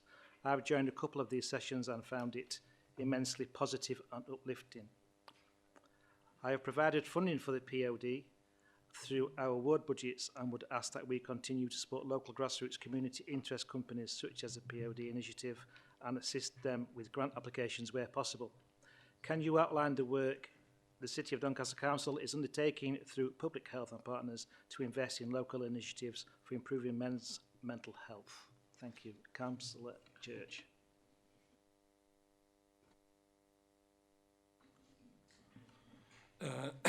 Thank you for your question, Just, and it is an important one. This Labour government launched the first men's health strategy in England in November last year as a 10-year plan designed to improve physical and mental health of men and boys while reducing inequalities. Key focus areas included suicide prevention, tackling gambling, and the danger of substance abuse, including alcohol. Alongside this, the strategy sets a clear goal in relation to mental health of men and boys, and this is to support their mental well-being, reduce stigma, and ensure support is accessible, relevant, and early. It frames mental health not as an isolated issue, but as an intertwined with social pressures, influence of commercial determinants of health, and barriers to asking for help. We already have a number of local initiatives to improve men's mental health available across Doncaster and grassroots groups in many communities supported by the Council, including through Well Doncaster, Community Wealth Builder support. Sometimes even small amounts of funding can make a big difference to supporting the well-being of men in Doncaster. I'll provide you with a full response outside of this meeting, but just to mention, the groups that we've been working with recently include Doncaster Mind, Mental Health FC CIC, Village Men's Club, So Mindful Crafts, Talking Bench and Andy Man's Club. Public Health have also delivered the mental health wellbeing microgrants over the last 2 years to further support local not-for-profit groups in improving residents' mental wellbeing, offering small grants of £100 or £200 for group entrance and resources, including exercise equipment, books, suicide awareness training. 21 different groups have benefited from these microgrants, delivering support in the heart of our communities.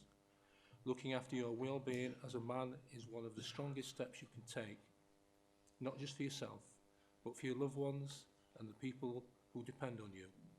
I want to encourage men of all ages to reach out, talk openly and connect with others through the many well-being support activities and groups in Doncaster.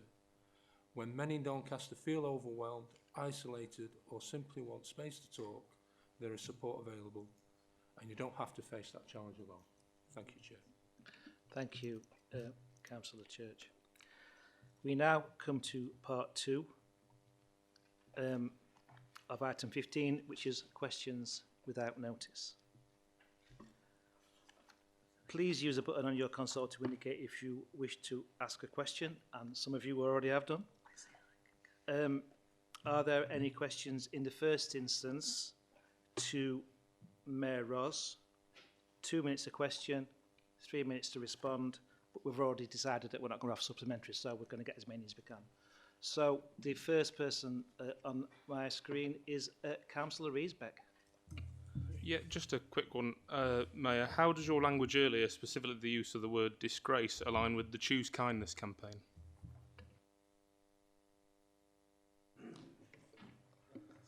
I think Choose Kindness campaign actually summarises what I think this House should embody. Thank you.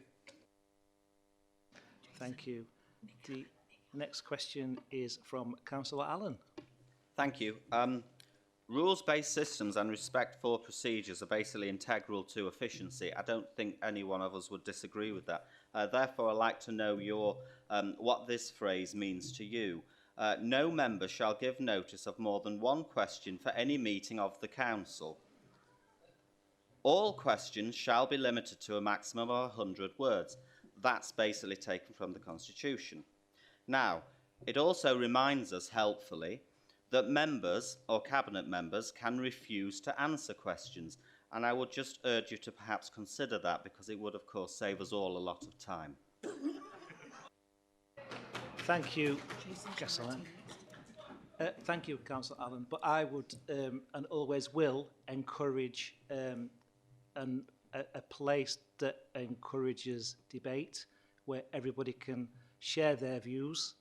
And although that is correct, I would prefer people to have a good old conversation. So thank you for that. The next person is Councillor Charity, please. Thank you, Chair. Point of order, Chair. Do you know what? I think we've all been here too long, haven't we? So I apologise profusely, It's all right. Mayor. It's all right. I think we'd have all saved time had you agreed to let it be looked into and taken at the proper committee. Thank you. Thank you. The next question is from Councillor Rimmer. Councillor Rimmer, please.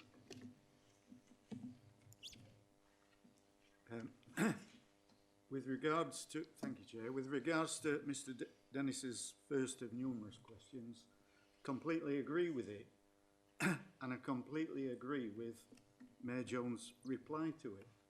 So can't we think outside the box and take that property away from the owners? Can we not do something like the front of the girls' high school with those properties? Or can we demolish the back and rebuild it? Mayor Jones.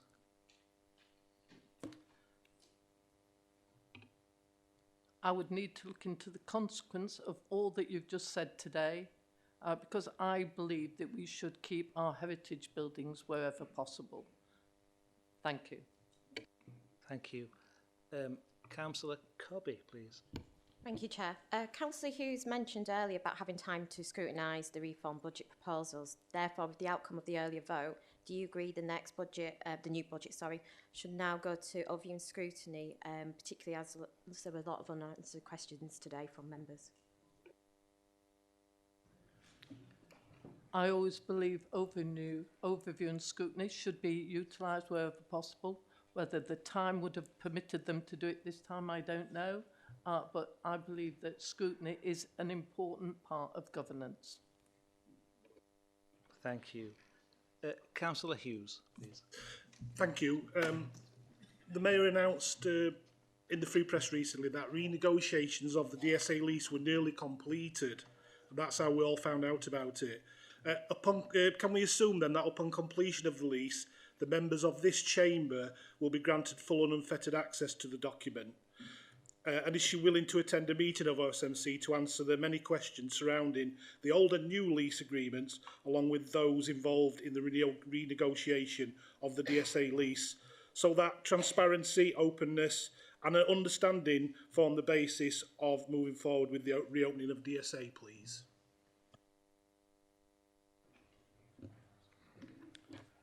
I will always attend overview and scrutiny, but a question on DSA, as we've got a special council meeting, I think is better referred to that. Thank you. Thank you. Next question is from Councillor Kidger, please. Yes, thank you, Chair. Yeah, Mayor Jones, would you please confirm whether the 125-year lease from Peel is contractually restricted from purchasing electricity for the airport from any supplier other than LEAP? And if so, can you state the duration, any break provisions, and whether independent competition advice was obtained prior to this arrangement? Again, my answer to you is the same as I've just made the answer, as we've got a special council meeting next week. You better referring it to that. Thank you. Thank you. Councillor? It's Jan, it's you. Councillor Jan, please. Thank you, Chair. This is for the Mayor. In light of recent revelations regarding the leaked lease agreement for Doncaster Sheffield Airport, which disclosed previously undisclosed clauses and details despite assurances from council officers that no further documents existed on the matter, does the Mayor have any planned actions to address and hold accountable the officers involved in providing this misleading information to us? As this question also relates to Doncaster Sheffield Airport, this is better referred to the meeting next week of full council. Thank you. Okay, thank you. The next question is from Councillor Blow, please. You and the rest of the Labour councillors have all voted against our reform budget today, saving the people of Doncaster 2.99% in council tax. Does Labour not understand the cost of living that everyone is facing, not just the lowest earners? Labour certainly does understand the cost of living, and we've actually worked out the sums. And if you look on our past record, you will see that we have kept the council tax the lowest in South Yorkshire and one of the lowest in the country. So therefore we continue to pursue that, but we think what you're proposing will not be achievable and therefore could lead to a section 114. Thank you. Thank you. Councillor Allen, please. Oh no, sorry, I've already asked one question. I wouldn't want to ask another one. So you actually preempted me from, but I just thought I'd give you a chance. But so, the tests from Councillor Allen today. Thank you. Councillor Riesbeck, have you asked one already? Are you testing me? Can you, she? Do you mean the Mayor? Thank you. Pronouns in here. Again, you didn't answer the question the first time. How does your use of the word... Can I just say that you have actually failed the test, because you have actually asked the first question in this round. So I'm afraid I'm going to have to stop you. Yeah, thank you. Okay. Oh, it's interesting today, isn't it? Councillor Wood, you've not asked one before, so you're fine. I ain't asked one this session, no. It's just a question for Mayor. It seems that we enjoy ourselves so much in this chamber. Would she agree that we should have more of these meetings, maybe on a monthly basis rather than every 6 weeks, and also for longer, maybe starting at 10 in the morning till we finish? Full council. I think we all approve the full council agenda and the timetables annually, and therefore I would refer you to that and go forward with that. We will abide by what comes forward. Thank you. Thank you.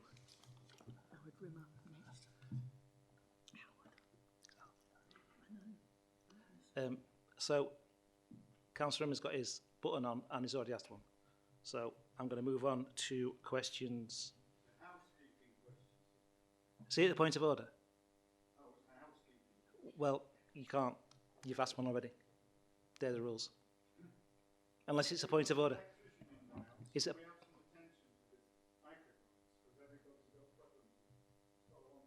Okay. My understanding is that that has been noted and there is a plan in place to look at certain microphones. But I do think most have been working. But actually, so yes. Right, okay.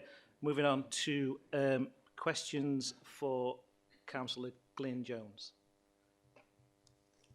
Councillor Aston, please. It's working. Wonderful. Yes, Councillor Jones. I understand the government's extended producer responsibility tax, or EPRT, if you want to be more comfortable, is now in effect taxing businesses for the packaging they use and penalising those that use more plastic. The intent is the tax is collected locally will be given to the council to improve recycling in the city. Can the Deputy Mayor reassure us, as this money arrives, it will be spent on enhancing recycling in Doncaster and not just seen as extra revenue? Thank you. Thank you for your question, Councillor Aston. It's something that I've certainly not got to hand today, but if you submit your question to me, I will certainly get an answer to you by return of your email once the officers have responded. Thank you. Thank you. Councillor Hughes, please. Thank you. When Mayor Winters was in charge of the council, for those that remember him, I was one of the serving police officers in town who, well, my portfolio was begging, busking and homelessness.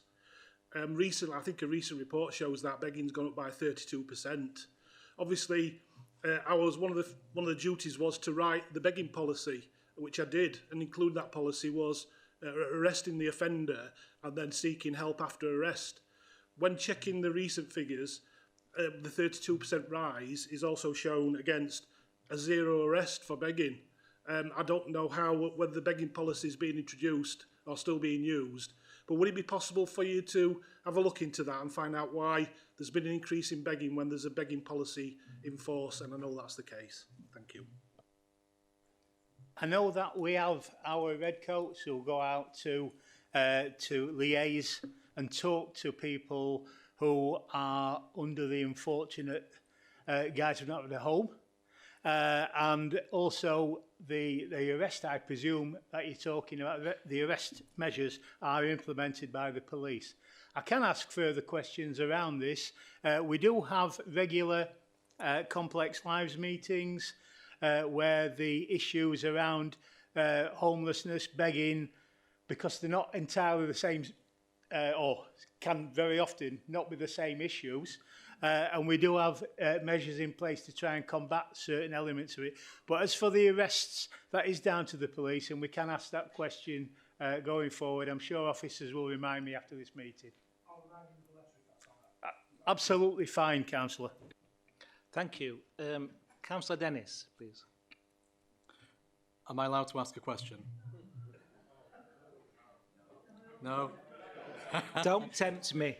That was not my question. That was your question already, somebody said. Councillor Jones, granted in the budget that the Mayor proposed, there was £15 million per year for pothole and road repairs, and that was agreed by the Reform Council proposal as well, to agree to our to the Mayor's proposal on that. Could you ask officers to provide to councillors the list of roads and footways that will be put forward for repair in the next financial year as soon as practically possible? Thank you. I believe, Council, that's already been certainly circulated in some way, shape or form, but I can ask for an updated version of that. If you want me to go into various aspects of potholes, etc., I'll be quite happy to, because there's a number of different issues surrounding potholes and their repairs, not least what Mayor Jones has touched on earlier about the weather conditions, temporary repairs, permanent repairs, etc. A lot's been talked about the JCB element of repairs. There's a number of different machines other than just JCB to start these repairs, so it's out there. We do planned maintenance works across our entire road network, and we look at all sorts of different measures to fill potholes, and we do have a standard when it's a full, complete repair. So there will be lots of different things within that we can move forward on. A short-term safety measure, we have to, very often, after just with the 2 measured teaspoons of tarmac that was mentioned earlier, Councillor, and fill potholes. I agree, it's not the ideal situation, and given the weather that we've recently had, it's really difficult to maintain a sustained and meaningful long-term patch on those elements there. So we are looking at various different other methods to keep our roads intact, and use of screeds, use of different materials that we can use, and I did mention about the different sorts of equipment that we can use. Another thing that we need to look at is hotspots. We do find that certain areas in certain roads at certain places do tend to have repeated damage, shall we say, even when it's a fully complete repair. And part of that might be down to the sort of traffic that goes along those roads, whether it's on other roads, whether it's these custom rally type things that happen where people do various different burnouts, etc., and it ruins the road surface. But I can assure you that, Councillor, that we are moving forward with all of those various different issues. A targeted programme is currently underway to target different areas, and the council will also be updating, as I said, their techniques. So I think I've covered all those 5 pages very, very quickly and succinctly. Thank you. Thank you, Councillor Jones, and exactly to the second 3 minutes. And I must say, I feared the worst when you said you were going to explain potholes and it were only 3 minutes. So thank you very much for that. Nick Allen. Sorry, it's about potholes, not pedantic procedures. Well, it's sort of, it's just jumped into my mind when you mentioned potholes, because someone, obviously, as I know, all across the borough, there's been plenty of roads. There's a road in my ward, Alston Road, where there were some temporary repairs recently. The council's team did a brilliant job at responding to the council online request. It was really quick. They just went out, I think I sent it in Sunday evening, and they'd put the temporary repairs in. The temporary repairs are a huge bone of contention, and it does appear to me the case that even permanent repairs aren't sealed with bitumen anymore.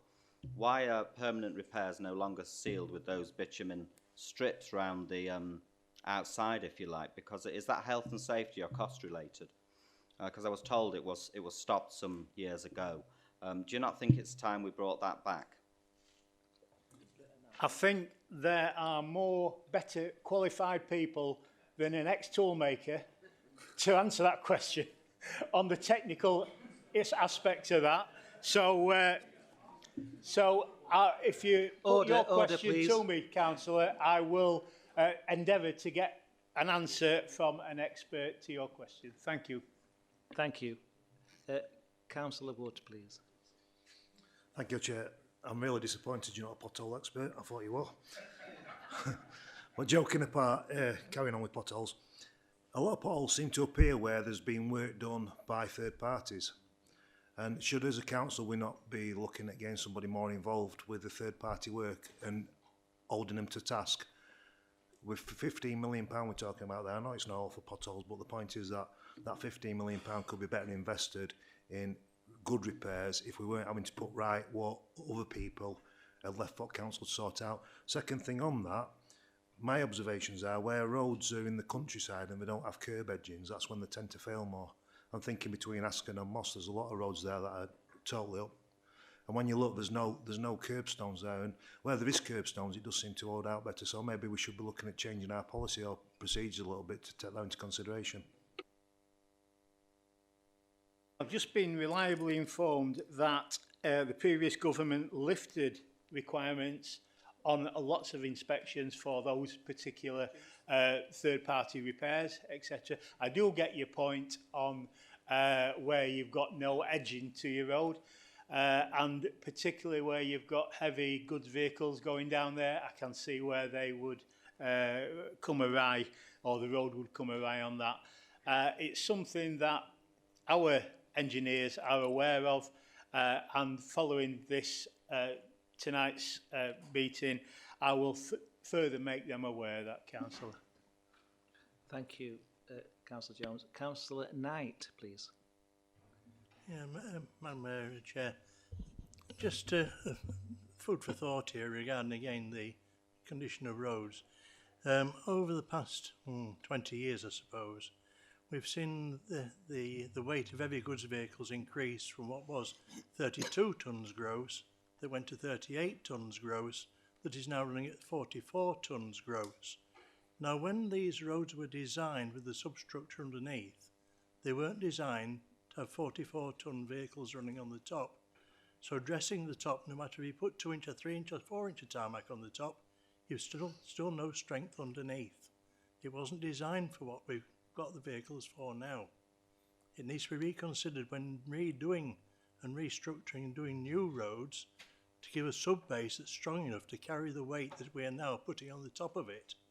By putting 3 or 4 inches dressing on the top, it isn't working. It is not working. I'm trying to be practical and realistic. Thank you, Councillor. I do appreciate that. We've had increases in HGV weights and limits, etc., that aren't beneficial to our roads in any way, shape or form. I haven't got those specifics or the expertise to answer from now, but I will try and get an answer to you regarding the weights and what we're supposed to do with regards to the structure, substructure, top dressing, etc. So I will try and get that for you. Thank you, Councillor. Thank you. And the next question is from Councillor Linley, please.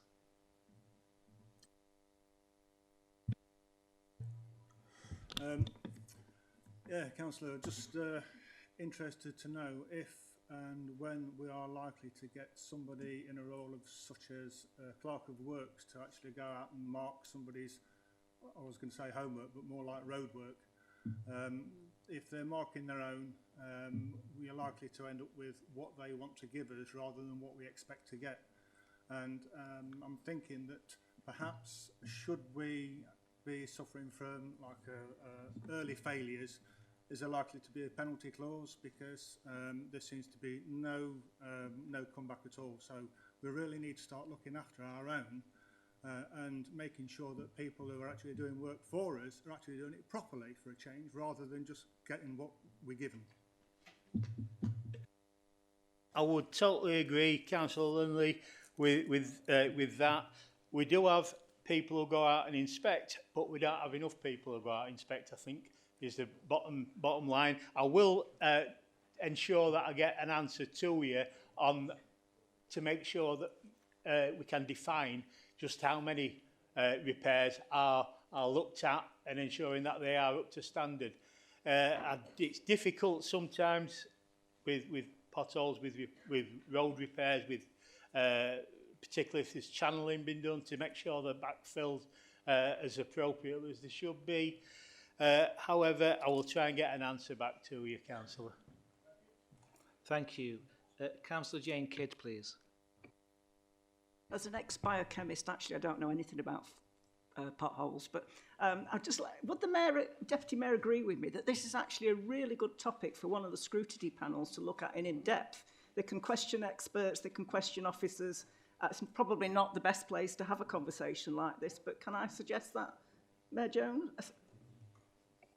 I think absolutely we should all be looking into potholes and finding out the cause of them and taking that forward for scrutiny as a job, a task of work. So, yeah, I would totally agree, Councillor. Thank you. And just as an interest, because I'm not really allowed to speak, but I'm potholes. Councillor Marriott and I have done loads of work on this, and it's only a pothole if it's 40 millimetres deep. Correct. Right. Yes.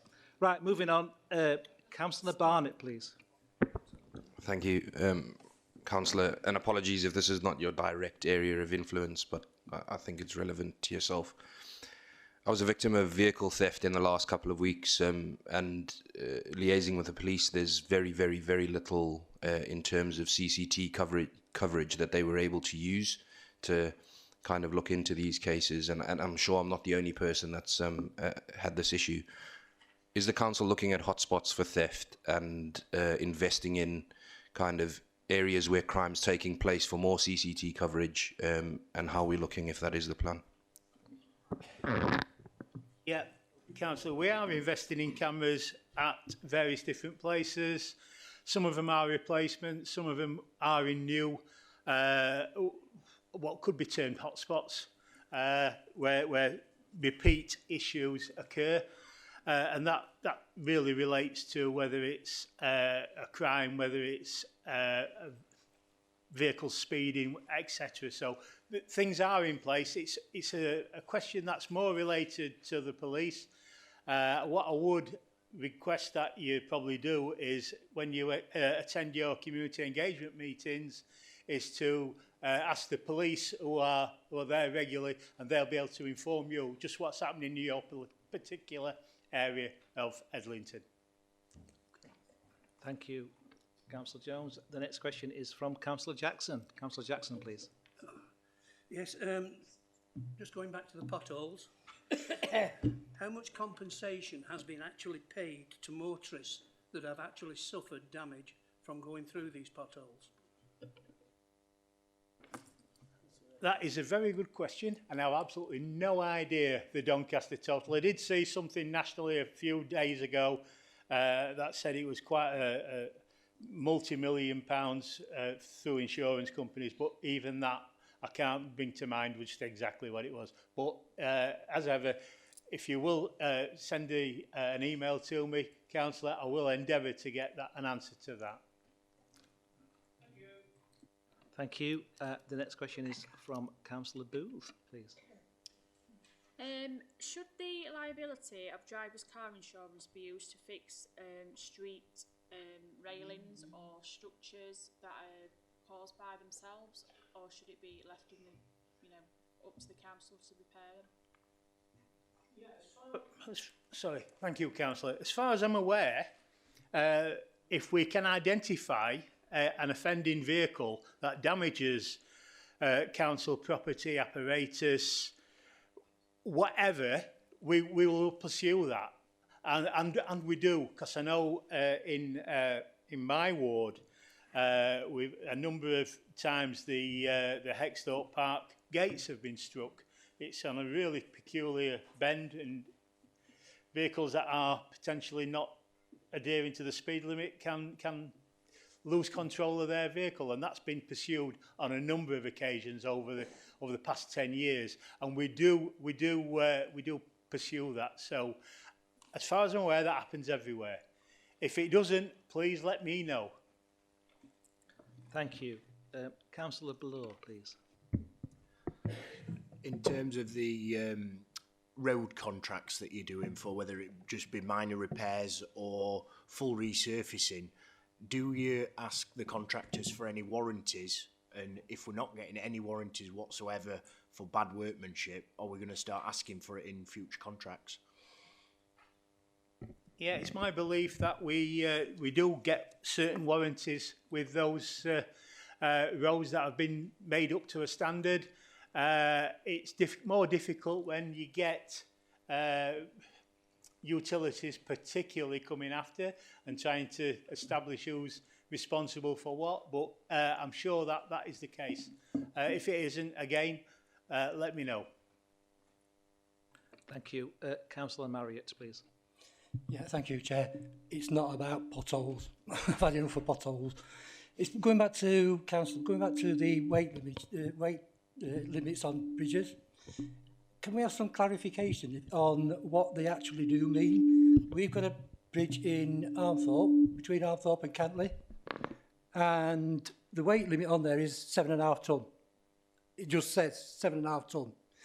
I've raised this, and the message I got back was it's 7.5 tonne, but if they're accessing the village, they can go over it. Doesn't say except for access. It's a 7.5 tonne dead weight limit. Can we have some clarification on that, please? Yeah, I would have thought it falls into two categories. It's either your police who are enforcing tonnage over certain things, or if we can catch people who are doing it. I don't know the direct answer, excuse me, to what you're asking there, but I will inquire. If you could really put it in writing, and I can send that across once I get a response, Councillor. Thank you. Councillor Brown, please. Thanks, Chair. I just wanted to know how often people go out inspecting all the roads and everything. I'll give you just a little bit of an example. My daughter went into a pothole the other day, completely burst a tyre, had to wait with a 2-year-old daughter for people to come out to her, and cost her over 250 quid. So it must be happening regular to people all over the city. Yeah, it's my belief that different roads have different inspection regimes. Again, but again, if you send me that question, I will be able to get a definitive answer for you. Thank you. We only have 5 more minutes of questions left. There's no more questions for Councillor Jones, so I'll just continue down the agenda until the time lapses. So the next one is any questions for Councillor James Church? Okay. Any questions for Councillor Farmer? Yeah, Councillor Hughes. Would you support and attend a meeting with OSMC to help members understand the GSG settlement, obviously run up to the end of March 26, the contents of the school's white paper and what the DSG forecast is up until March 28, when the statutory override is due to be removed from the DSG deficit? There's a lot happened, so would you be happy to update us on all that at one of those meetings? Yes, I would, and as I've already stated in my earlier report back to you, that I will keep all councillors up to date. But yes, I will attend. If it fits my diary and whatnot, I will most certainly attend. Thank you. Any questions for Councillor Nevitt? Okay. Are there any questions to chairs of committees? Firstly, Chair of Audit Committee, Councillor Jason Charity. Chair of Elections and Democratic Structures Committee, Councillor Reid. Chair of Health and Wellbeing, Councillor James Church. The Chair of OMC, Councillor Hughes. Councillor Cobby, please. Yeah. Just to reaffirm all the questions that have happened today, will OSC be scrutinising both the new budget and also potholes? Both. Thank you. Councillor Riesbeck, please. Yeah, I was just gonna ask Carl whether we can put our alternative budget through it, because as a reform councillor, I believe in complete transparency in council. Yep, agreed. Okay, thank you. That concludes questions. Item 16, summary of council motions 2025-26. This report is for information only and provides a summary of council motions on notice for the period from February 2025 to January 2026 and an update on progress. Does any member wish to speak on this item? Okay, thank you. Can I ask a member to move that the contents of the report be noted? Is that agreed? Thank you. Item 17, annual report on executive decisions taken under special urgency provisions. This report is for information only and details the key decisions that have been taken under special urgency procedural 16 during the period of 27th of February 2025 to 18th of February 2026. I can also add that a further special urgency decision on pubs and live music relief 2026-27 was taken on the 24th of February. This has been circulated to members and published on our website. Does any member wish to speak on this matter? Can I ask a member to move that report noted? Okay, thank you. Is it noted? Agreed. Item 18, minutes of joint authorities. The minutes are included as a hyperlink on your agenda to enable you to view them online. These minutes are included for information and not for endorsement. Does any member wish to speak on these? No. Okay, thank you. Can I ask a member to move the minutes are noted? It's noted, thank you. Members, ladies and gentlemen, that concludes the business at today's meeting. I now declare the meeting closed.